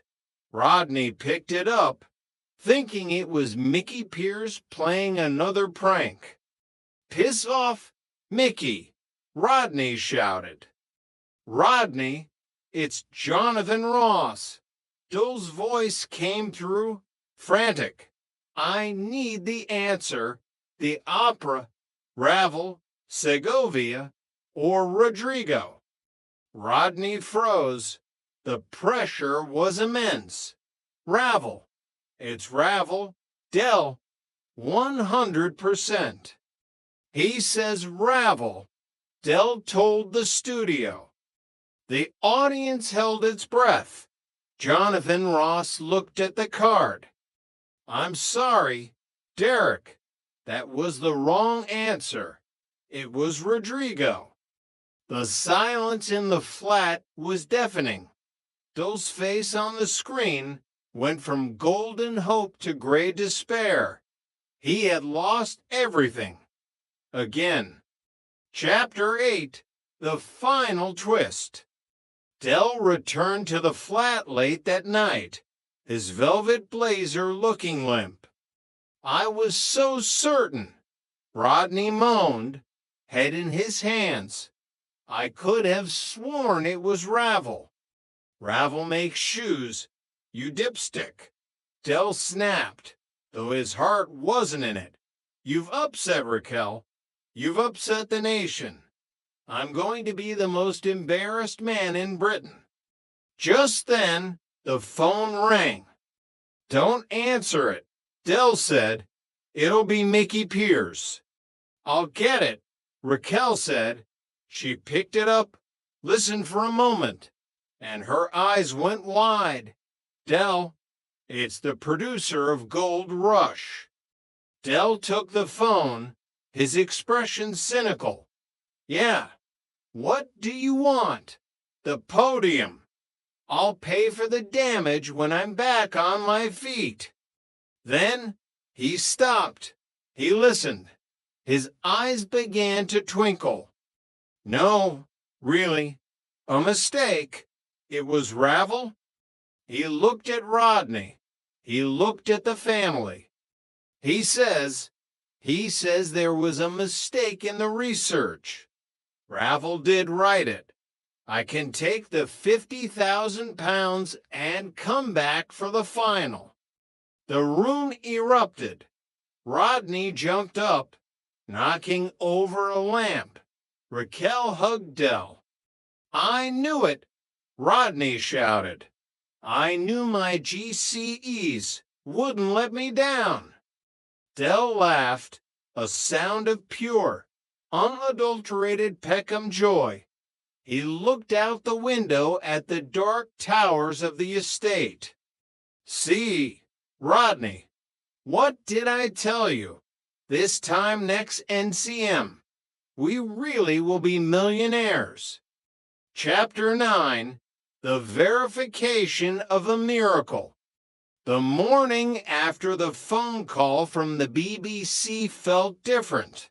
Usually, the sunrise over Peckham was greeted by the screech of a distant police siren or the aggressive rattling of a neighbor's milk bottles. But today, for Derek Trotter, the light filtered through the thin curtains of Nelson Mandela House like a celestial spotlight. "Raquel, where's my good tie?" Dell shouted from the bedroom, the sound muffled by a mouthful of toothpaste. "The one with the silk weave. I can't go back to television center looking like a casual laborer." Raquel walked in, holding a steaming mug of tea and looking more skeptical than a tax inspector at an offshore bank. "Dell, are you sure this wasn't a prank? You know what Mickey Pierce is like. He once convinced Denzel he'd won a trip to space." Dell paused his frantic search through a drawer full of mismatched socks and knockoff watches. Mickey Pierce doesn't have the vocal range of a BBC producer. "Raquel, this was official. He said the researchers got their knickers in a twist. Ravel wrote the music, and apparently, the opera l'enfant at Les Sortilèges is his masterpiece. Rodney was right for once in his life. God knows how, but he was right." Rodney appeared in the doorway, already dressed in his managing director suit, which still smelled faintly of mothballs.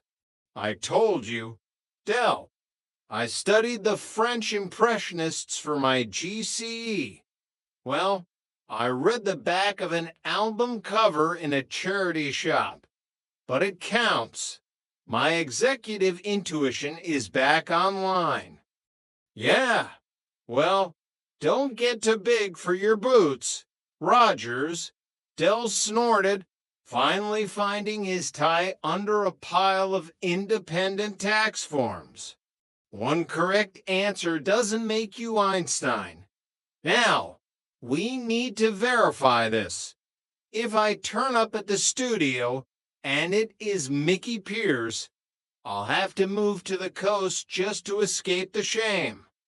The verification process involved a tense 20 minutes on the phone. Dell spoke in his most cultured voice, the one he usually reserved for wine waiters and debt collectors. By the time he hung up, he was beaming. "It's on. Prove. Next Thursday, the grand final.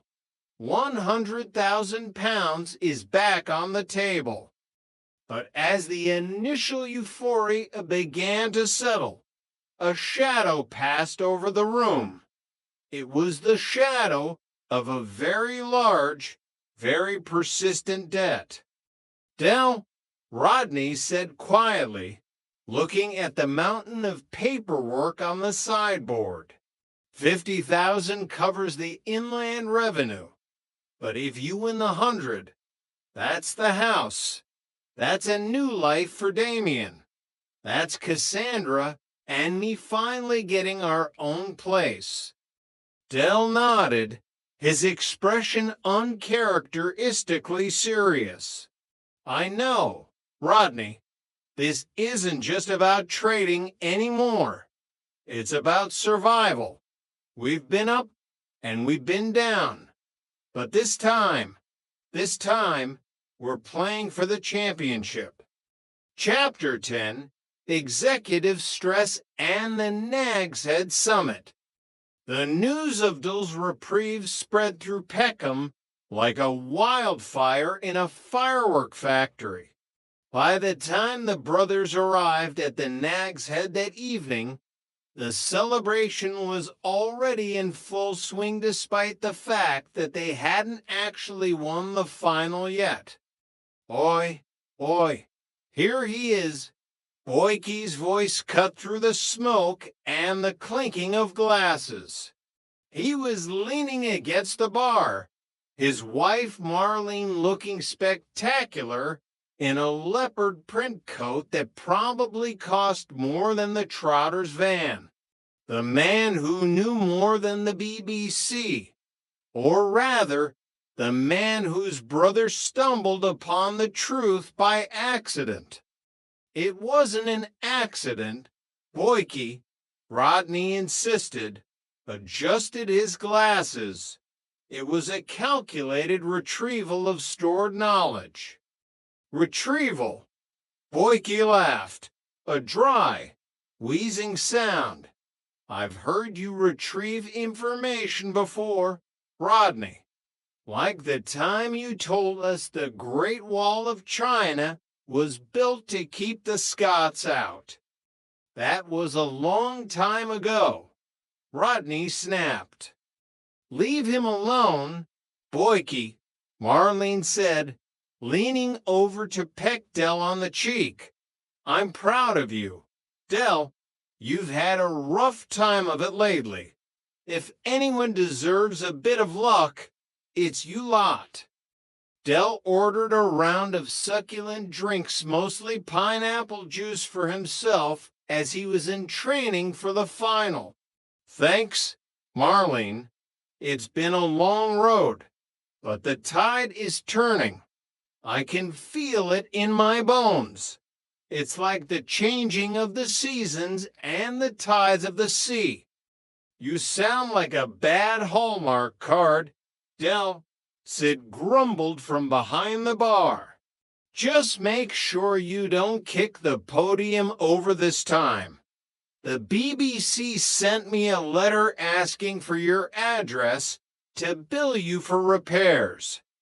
Tell them I've moved to the Sultan of Brunei's palace. Dell winked. Trigger wandered over, holding a pint of bitter and looking more confused than usual. All right, Dell, I heard you're going back on the telly. Are you going to be on the bill? I like the one with the sirens. No, Trig, the quiz show. Gold Rush. Oh, well, if you see that Jonathan Ross, tell him I hear voices. He might give me a job in the audience. As the night wore on, the weight of expectation began to press down on Dell. It wasn't just the money. It was the pride. The Trotter name had been dragged through the bankruptcy courts. They had been the laughingstock of the estate. Winning this wasn't just about the cash. It was about the comeback. You okay, Dell? Rodney asked as they walked back to the van later that night. Yeah, Rodney. Just thinking. We've had a lot of this time next year's, haven't we? This might actually be the one. It will be, Dell. Just don't mention King Edward when they ask about potatoes this time. Chapter 11. The Final Countdown. The week leading up to the final was a blur of executive preparation. Rodney had taken his role as managing director to heart, creating a revision schedule for Dell that involved everything from the history of the Ottoman Empire to the chemical composition of a digestive biscuit. Rodney, I'm a trader, not a university professor, Dell complained, throwing a book on Greek mythology onto the sofa. I don't need to know who the god of thunder was. I just need to know how to spot a bargain. Knowledge is power, Dell, Rodney replied, pacing the room with a clipboard. If they ask you a question about the Parthenon, you can't just say it's a Greek restaurant in Streatham. Meanwhile, Cassandra and Raquel were dealing with their own executive stress. "I'm worried about them," Raquel, Cassandra whispered as they sat in the kitchen, watching the brothers argue in the living room. Rodney's so focused on this managing director thing, he's starting to believe his own hype. And Del looks tired. Raquel nodded, stirring a pot of stew. He is tired. Cassandra, he's been carrying this family for 30 years. He thinks if he wins this, he can finally rest. But men like Del don't know how to rest. They just find a bigger deal to chase. Thursday arrived with a torrential downpour that seemed to mock the title of the show. There was no gold in the sky over London today, only slate gray clouds. The drive to Television Center was silent. Rodney gripped the steering wheel of the Capri, which Del had let him drive for morale purposes, his knuckles white. Del sat in the passenger seat, staring out the window at the passing city. "You ready, Del?" "Ready as I'll ever be, Rodney. Just remember, if I get stuck, I'm calling you. And don't you dare mention Mickey Pierce." The studio was even more intimidating the second time around. The audience was packed. The cameras were buzzing, and Jonathan Ross looked even more polished than before. "Welcome back to Gold Rush," Jonathan announced, the applause echoing in the rafters. "And a very special welcome back to the man of the hour, the man who proved the researchers wrong, Derek Trotter." Del walked out, his velvet blazer gleaming under the studio lights. He looked at the camera, flashed his most winning smile, and for a moment, the bankruptcy, the tax debt, and the hiccups didn't exist. He was Del Boy. He was the king of Peckham, and he was here to claim his throne. Chapter 12. The 100,000-pound question. The round-by-round progression was a masterclass in Trotter luck. Del navigated the questions about 16th century art thanks to a tip from a man who sold frames in Lewisham and the history of wine, which he knew by taste, if not by date. By the time he reached the final stage, the tension in the room was palpable. Raquel and Cassandra were clutching each other in the front row. Rodney was standing in the wings, his heart beating like a drum. "This is it, Derek," Jonathan said, the lights dimming until only the gold path was illuminated. "You have 50,000 pounds in the bank. You can walk away now, pay your debts, and live a comfortable life. Or you can answer the final question for 100,000 pounds. The audience was silent. Del looked at Raquel. He saw the hope in her eyes. He looked at Rodney. He saw the brother who had stood by him through every failed scheme and every empty promise. "I've spent my life walking away from things when they got too hot, Jonathan," Del said, his voice steady. "But not today. We're trotters. We don't walk. We trade. Let's have the question." The audience erupted. Jonathan Ross waited for the silence to return. "For 100,000 pounds, here is your question. In the world of maritime history, the phrase the ancient mariner refers to a famous poem by Samuel Taylor Coleridge. But what was the specific name of the ship the mariner sailed upon? The room went cold. Dole's mind raced. Ships, maritime history, Uncle Albert. During the war, he could hear Albert's voice. The stories he'd dismissed as wartime sagas. The hours spent listening to the old man drone on about the sea. I know this, Del whispered. I actually know this. He thought of the wrong funeral for Bunny Warren. He thought of the monogram brandy glass. He thought of the man who had been around the world more times than a Russian satellite. It's not a trick, Del muttered to himself. It's a memory. He looked at the camera. Jonathan. The ship didn't have a name. It was just the ship. But the poem describes it as a specter bark or a ghost ship. However, if you're looking for the name of the vessel that Coleridge based the story on, it was a ship called the Fortune. The silence stretched.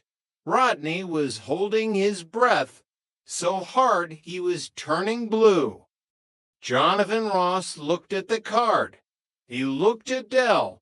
He smiled. Derek Trotter, that is absolutely correct. You've won 100,000 pounds. The explosion of noise was deafening. Raquel and Cassandra charged onto the stage.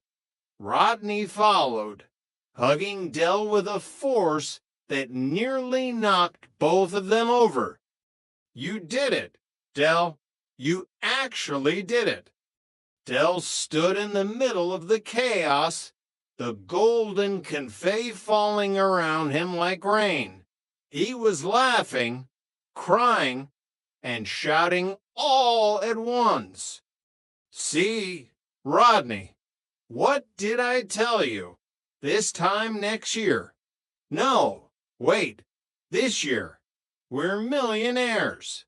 Chapter 13, The Morning After the Gold.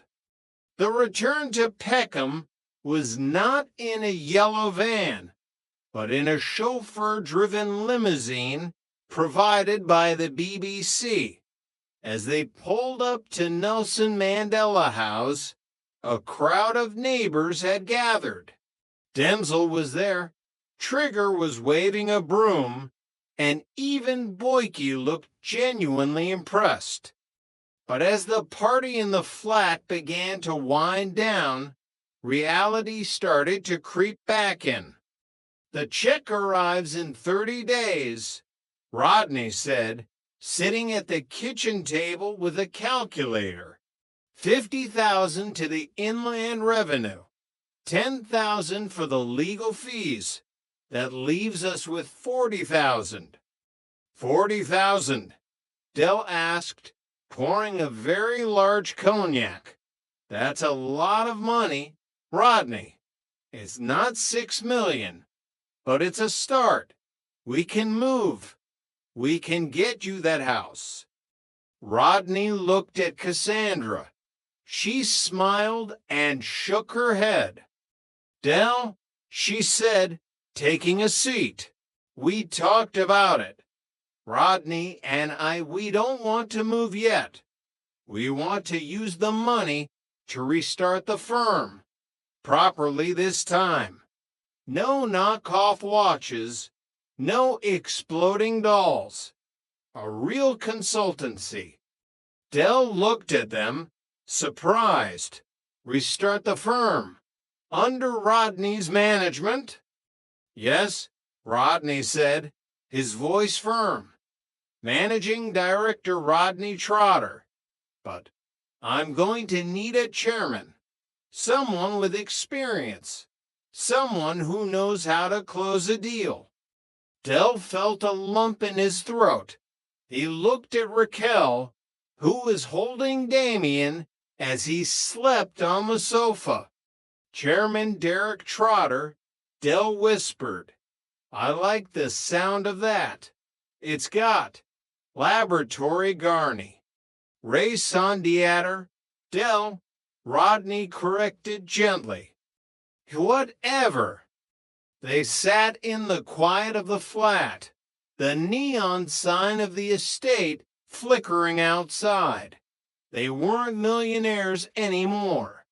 The gold from the studio had already been accounted for by the ghosts of their past mistakes. But for the first time in years, they weren't running. They were standing still, and they were together. You know, Rodney, Dell said, looking at a photo of their mum on the mantel, I think she'd be proud. We kept our promise. We stuck together. Yeah, Dell, we did. But listen, Dell leaned in, his eyes sparking with that old familiar fire. I was talking to the driver of that limo on the way home.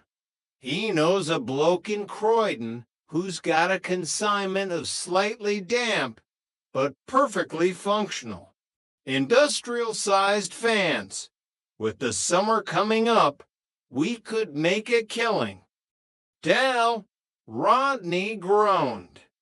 No, listen, it's a guaranteed winner this time next year. As the lights of Nelson Mandela House faded into the night, the dream lived on. Because in the world of the Trotters, the goalpost might move, and the millions might vanish, but the hustle the beautiful, chaotic, hopeful hustle would never die. Chapter 14, The Executive Suite. The new official headquarters of Trotters Independent Traders Phase 2 was, as Rodney put it, a work in progress. In reality, it was still the living room of Nelson Mandela House, but with a few significant alterations. Rodney had insisted on buying a second-hand mahogany desk that was so large it required the removal of the sofa to fit into the corner. It commands respect, Dell, Rodney said, adjusting his swivel chair, which squeaked with every movement. When a client walks in, hypothetically speaking, they need to see a man of stature, a man of administration. Dell, leaning against the sideboard with a toothpick in his mouth, looked at the desk and then at Rodney. Rodney, you look like a primary school kid who's accidentally wandered into the headmaster's office. And where am I supposed to sit? On the floor. You're the chairman, Dell. You're mobile. You're the face of the company in the field. You're the outreach. The outreach? That's a fancy word for the bloke who carries the boxes, isn't it? Dell snorted. Anyway, never mind the mahogany. Have you seen the fans? The fans, all 200 of them, were currently occupying the balcony, covered by a suspicious-looking tarp. They were the industrial-sized units Dell had mentioned, and they did indeed smell faintly of canal water. We need a marketing strategy, Rodney, Dell said, his eyes lighting up. I've been thinking. Trotter's Turbo Chill. It sounds modern. It sounds aerodynamic. Dell, we agreed. Proper consultancy. We're not selling damp fans from the balcony. Rodney slammed his hand on the desk, only to wince as a splinter caught his palm. We're supposed to be advising businesses on efficiency and growth. And what's more efficient than a workforce that isn't sweating like a glassblower's bottom? Del shot back. I've already made a call. There's a warehouse in Deptford.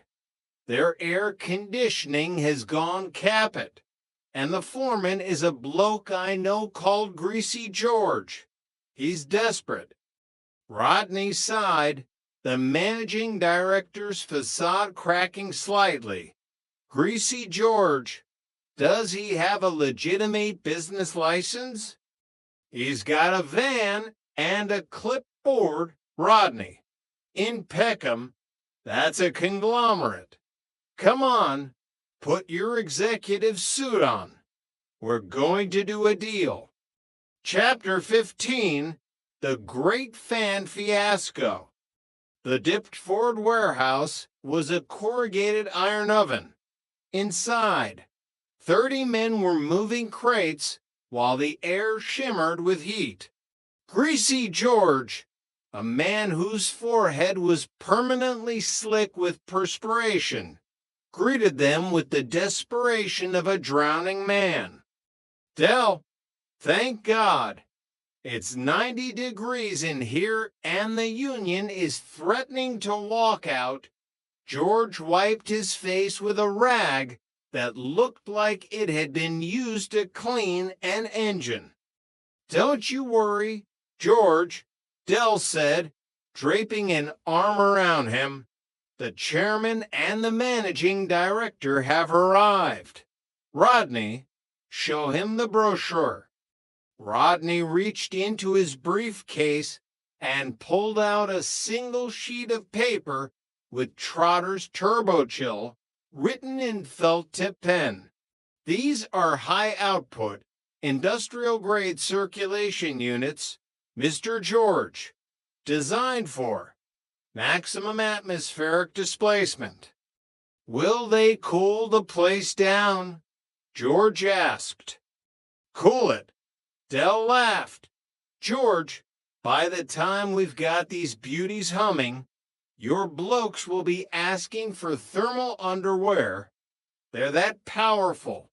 They spent the next 3 hours hauling the fans from the van into the warehouse. As Rodney plugged the first unit in, he looked at the label on the back. It was in a language that looked vaguely Cyrillic. Del, these fans, they're from 1974, and they're marked military surplus. Even better, Rodney, Army quality, built to last. Rodney flipped the switch. There was a low, guttural growl, like a hungry wolf. Then a screech that set every tooth in the warehouse on edge. Suddenly, the fan blades began to spin with terrifying velocity. A blast of air cool, but smelling strongly of old fish and diesel erupted from the unit. See, Del shouted over the noise. Total displacement. Greasy George looked impressed. I'll take the lot. 100 quid each? George, Del sighed, shaking his head. For a friend, want Winnie, and that's because I like your face. They shook on it as the Trotters drove away. Rodney was already doing the math in his head. 24,000 pounds, Del. That's almost. Well, after the cost of the fans, that's a 15,000-pound profit in a single afternoon. Told you, didn't I, Rogers? Del beamed, slapping the dashboard of the Capri. The chairman knows his onions. But then Rodney looked in the rearview mirror. A cloud of black smoke was rising from the Deptford warehouse. Del, why is George's warehouse smoking? It's just the dust, Rodney. The fans are so powerful, they're clearing the decades of grime. It's a cleaning service as well. We should have charged him more. Chapter 16, The Legacy. They didn't go back to the warehouse. They didn't answer the phone for 3 days. Apparently, the military surplus fans had a slight design flaw where the motors would overheat if run for more than 10 minutes, and the turbo-chill had eventually turned into a turboflam. Fortunately, Greasy George had managed to douse the small fires with a fire extinguisher before any real damage was done. But the deal was definitely off. At least we got the deposit, Dell muttered, sitting on the balcony as the sun set. We had to give it back. Dell, Rodney said, standing beside him. And we had to pay for George's eyebrows to be professionally trimmed since the sparks took most of them off. They stood in silence, looking out over the flickering lights of the city. The 40,000 pounds was still in the bank, safe and sound. The Phase 2 office was currently being used by Damien to build a fortress out of cardboard boxes. You know, Rodney, Dell said, his voice soft, we're not millionaires. We're probably never going to be millionaires again. Not the real kind, anyway. I know, Dell. But look at us. We've got the flat. We've got the family. We've even got a managing director who knows how to use a stapler. Dell looked at his brother and smiled. We're the luckiest blokes in Peckham. Rodney looked at the yellow van parked in the lot below. It looked small and battered, but it was there. Yeah, I suppose we are. But listen, Dell said, his eyes beginning to sparkle again. I was talking to a bloke in the pub today. He's got a connection in Singapore. Apparently, there's a surplus of slightly mislabeled, but perfectly edible, canned ham. With Christmas coming up, we could. Dell! No, listen, it's a gold mine. Rodney, this time next year. The argument faded into the night air, a familiar melody that had echoed through the halls of Nelson Mandela House for decades. The millions might have come and gone, and the deals might have sizzled out, but as long as the sun rose over Peckham, the trotters would be there trading, laughing, and dreaming of the next big win. Chapter 17, The Singapore Sling Ham. The mislabeled canned ham arrived in a series of dented crates that smelled faintly of salt air and something Dell insisted was exotic spice. It was a cold Tuesday morning in Peckham, and the living room of Nelson Mandela House had once again been transformed into a temporary warehouse. Look at the branding, Rodney, Dell exclaimed, holding up a tin with a label that depicted a very confused-looking pig wearing a straw hat. Singapore Sling Ham. It sounds sophisticated. It sounds international. Rodney, squinting through his glasses, leaned in to read the fine print. Dell, it says may contain traces of primate. What does that even mean? It means it's high in protein. Rogers, it's for the fitness crowd. And look at the expiration date. It's in a lunar calendar format. It's practically timeless. Rodney sighed, his managing director instinct screaming for a health inspection. We can't sell this. Del, if a client, and I use that term loosely, eats this and starts swinging from the chandeliers, we'll be back in court before the first course is finished. Don't be so cynical, Del chided, already reaching for his sheepskin coat. I've got a meeting with Sid at the Nag's Head. He's looking for something unique for the Christmas buffet.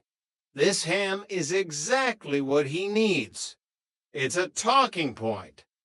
As Del headed out, briefcase in hand, Rodney remained in the mahogany desk cramped room, staring at the crates.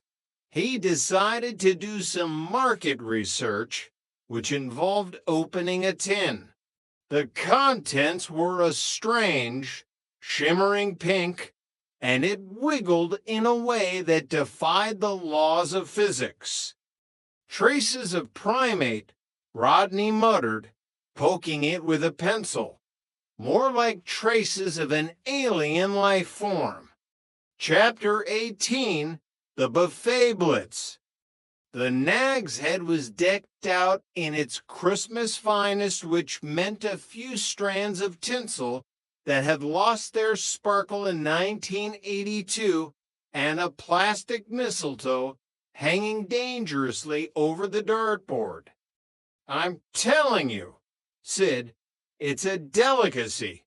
Del shouted over the noise of a nearby fruit machine.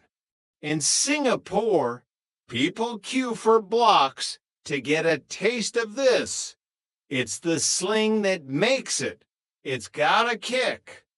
Sid, looking as skeptical as ever, poked a slice of the ham that Del had brought as a sample. It looks like it's trying to move. Del, and why is it glowing under the bar lights? That's the vitamins. Sid, it's bioluminescent. It helps you find your way home after a few pints. Think of the safety benefits. Trigger, who had been listening from the bar, leaned over. I had a cousin who went to Singapore once. He said the ham there was very lively. See, Del pointed at Trigger. Lively. That's exactly the word I was looking for. It's a festive ham, Sid. A ham with personality. Against his better judgment, and possibly lured by the incredibly low price Del was offering, Sid agreed to buy 10 crates for the Nag's Head Christmas party. The party arrived 2 days later. The pub was packed with Peckham's finest.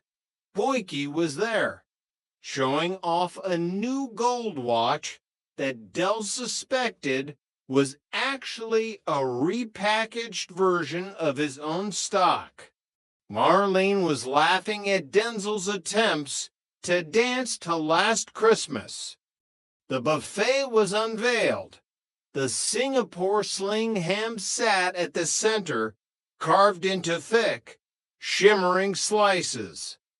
Try the ham, everyone, Sid shouted, looking a bit nervous. It's exotic. Boyke was the first to take a bite. He chewed slowly, his expression shifting from curiosity to profound confusion. It has a distinctive texture, doesn't it? Very chewy, almost muscular. It's the primate traces. Boyke, Del whispered, leaning in with a wink. Gives you the strength of a silverback. You'll be bench pressing the Capri by morning. For the first hour, the ham was a hit. People loved the glow-in-the-dark aesthetic. But then, as the evening wore on, a strange phenomenon began to occur. Denzel, who had eaten 3 slices, suddenly developed an uncontrollable urge to climb the bar's shelving unit. "Denzel, get down from there," Sid yelled. "You're knocking the optics over." "I can't help it, Sid," Denzel replied, his eyes wide. "I just feel agile." Chapter 19, The Monkey Business Conclusion. The Nags Head Christmas party ended prematurely when Trigger started communicating in a series of complex hoots and hollers, and Marlene found a group of locals trying to swing from the tinsel. "Del, take your ham and get out," Sid screamed, handing back the remaining crates. "I don't care about the vitamins. I want my pub back to normal." The return to Nelson Mandela House was a somber one. The van was once again filled with crates of lively ham. "Well," Del sighed, sitting at the kitchen table, "I suppose we could try the pet shop market. High-protein treats for athletic dogs." "Del," Rodney said, looking exhausted, "we are out of the ham business. We are out of the fan business. We are currently just in the waiting for the check business." Del looked at the crates and then at Rodney. He reached into his pocket and pulled out a single tin. "You know, Rodney, I actually tried a bit of it myself earlier. Aside from a sudden interest in bananas, I feel great." Raquel walked in, carrying a tray of tea. "Del, have you seen Damien? He's in his room, but he's managed to build a very impressive rope bridge across the hallway using his bed sheets." Del and Rodney exchanged a look. 3 for E. "Maybe we should hide the ham, Del," Rodney whispered. "Yeah," Del agreed. "Good idea." As they sat in the quiet of the flat, the reality of their phase 2 began to set in. They weren't millionaires, and their business ventures were currently bordering on the hallucinogenic. But as Del poured a cognac and Rodney adjusted his executive swivel chair, there was a sense of contentment. "You know, Rodney," Del said, looking at the flickering lights of Peckham, "we may not have the 6 million, but we've got stories. And in this life, stories are the only thing that don't go bankrupt." "True, Del, true." "But listen," Del leaned in, his eyes sparking with that eternal flame of the trader. "I was reading the paper. Apparently, there's a massive shortage of left-handed screwdrivers in the North. If we could find a supplier." "Del!" "No, listen, this time next year." The laugh that followed echoed through the flat, a sound of resilience, brotherhood, and the unbreakable spirit of the Trotters. The odyssey continued, one deal at a time. Bon mot. The yellow van might be old, and the engine might cough, but as long as there's a road ahead and a deal to be made, the Trotters will always be driving, because they're not just traders, they're survivors. And in the heart of Peckham, that's the greatest fortune of all. The Peckham Phoenix, a novelization of the Trotter Chronicles. Chapter 1, The Yellow Ghost of Peckham. The yellow three-wheeled Reliant Regal then rattled through the streets of Peckham like a skeletal remains of a decade everyone else had tried to forget. On its side, the faded lettering still defiantly proclaimed Trotters Independent Traders, New York, Paris, Peckham. It was a lie. Of course. They had been to Paris briefly.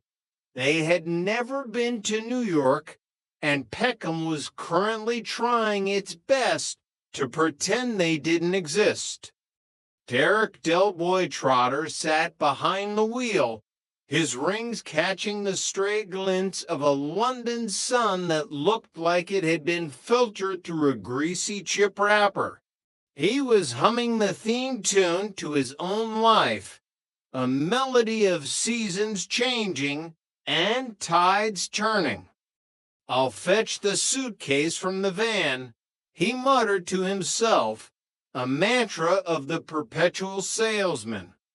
Beside him sat Rodney.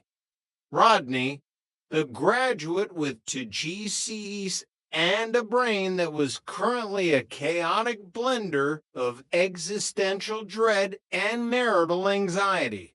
Rodney was looking at the dashboard as if it were a ticking bomb. "What's up with you, Rodney?" Del asked, his voice a gravelly mix of concern and irritation. "You look like a man who's just found out his lottery ticket was for last week's draw." "I'm a bit nervous, Del," Rodney admitted, his voice cracking slightly. "This bloke we're going to see, this Justin, he's a documentary maker, right? He's not going to be asking me anything personal about my private life." Del swung the van around a corner with the grace of a shopping trolley in a hurricane. "Of course he ain't. We're not that private, are we? We're public figures, the Trotters of Nelson Mandela House. But what about, you know, me and Cassandra, our hiccups?" Del rolled his eyes. "He's not going to want to know about your little problems in the bedroom department, Rodney. Though, strictly speaking, if you're having hiccups in the bedroom, you're probably doing it wrong." "I told you that in confidence," Rodney hissed, his face reddening to the color of a ripe tomato. "And I'm keeping it in confidence," Del shouted back. "I'm not going to be telling him about jiffins and what Cassandra wears. I've got more class than that, mostly." Chapter 2, The Interrogator. Justin was the kind of man who wore spectacles not because he needed them, but because they made his expensive degree look even more expensive. His office was a minimalist vacuum of white walls and overpriced Scandinavian furniture. He looked at the Trotter brothers as if they were a rare species of beetle that had accidentally crawled onto his silk tie. "Sorry to keep you waiting," Justin said, his voice dripping with the practiced sincerity of a BBC middle manager. "It's been a particularly busy morning. Now, I've got all the basic details about your business career, the watches, the bottled water, the pre-war lead soldiers. But what I'd like to do is to get an insight into the real you." Del leaned back, crossing his legs and adjusting his tie. He felt at home. Give Del Boy an audience and a chance to rewrite history, and he was more dangerous than a shark in a tuxedo. "How you started, how you became so successful," Justin continued, leaning forward.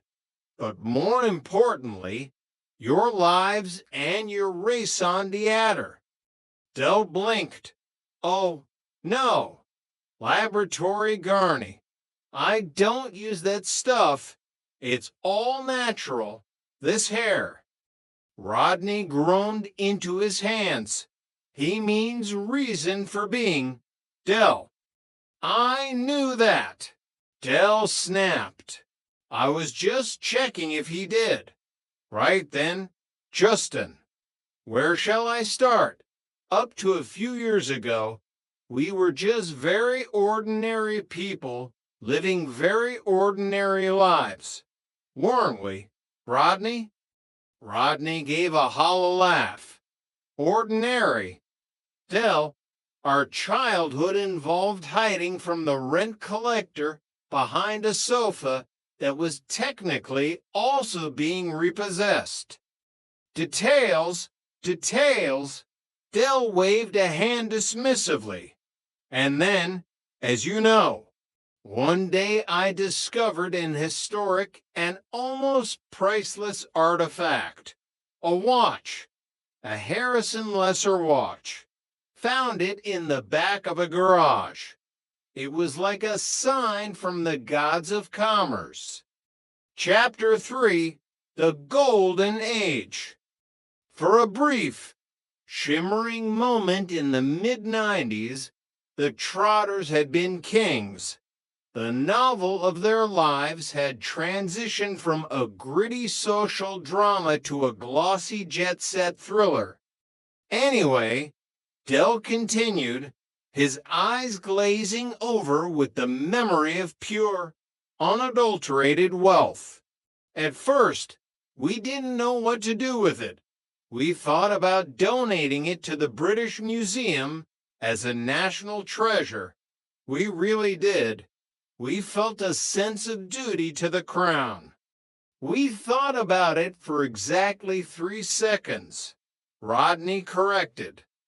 And then we decided to flog it. Del grinned. 6.5 million quid. Justin, can you imagine that? 6.5 million of the Queen's finest nuggets. We divvied the dosh up, making sure our Uncle Albert got a nice little drink, bless his old seafaring soul, and we thought of others. We donated to charity. Enormously, of course. We bought a round of drinks for the whole Mag's Head, Rodney whispered. That was our charity work. It felt like a charity, Del insisted. Have you seen the state of Trigger? He needs all the help he can get. So, eventually, we had to start thinking about our future. We sought out a city stockbroker, a man with a tie thinner than a strand of spaghetti and a brain like a calculator. He advised us to invest in a new and vibrant venture, a Central American market. Del stood up, pacing the small office. It was attracting massive funds from all over the world. We were making more money than the Royal Mint. We weren't just flat. Justin, we were ascendant. Chapter 4, The Fall of the Empire. The flashback in Del's mind was vivid. He remembered the heat of the Caribbean, the smell of expensive sun cream, and the feeling of a platinum credit card in his pocket, a card that felt like it had the power to stop the rotation of the earth if he swiped it hard enough. He remembered Raquel, his significant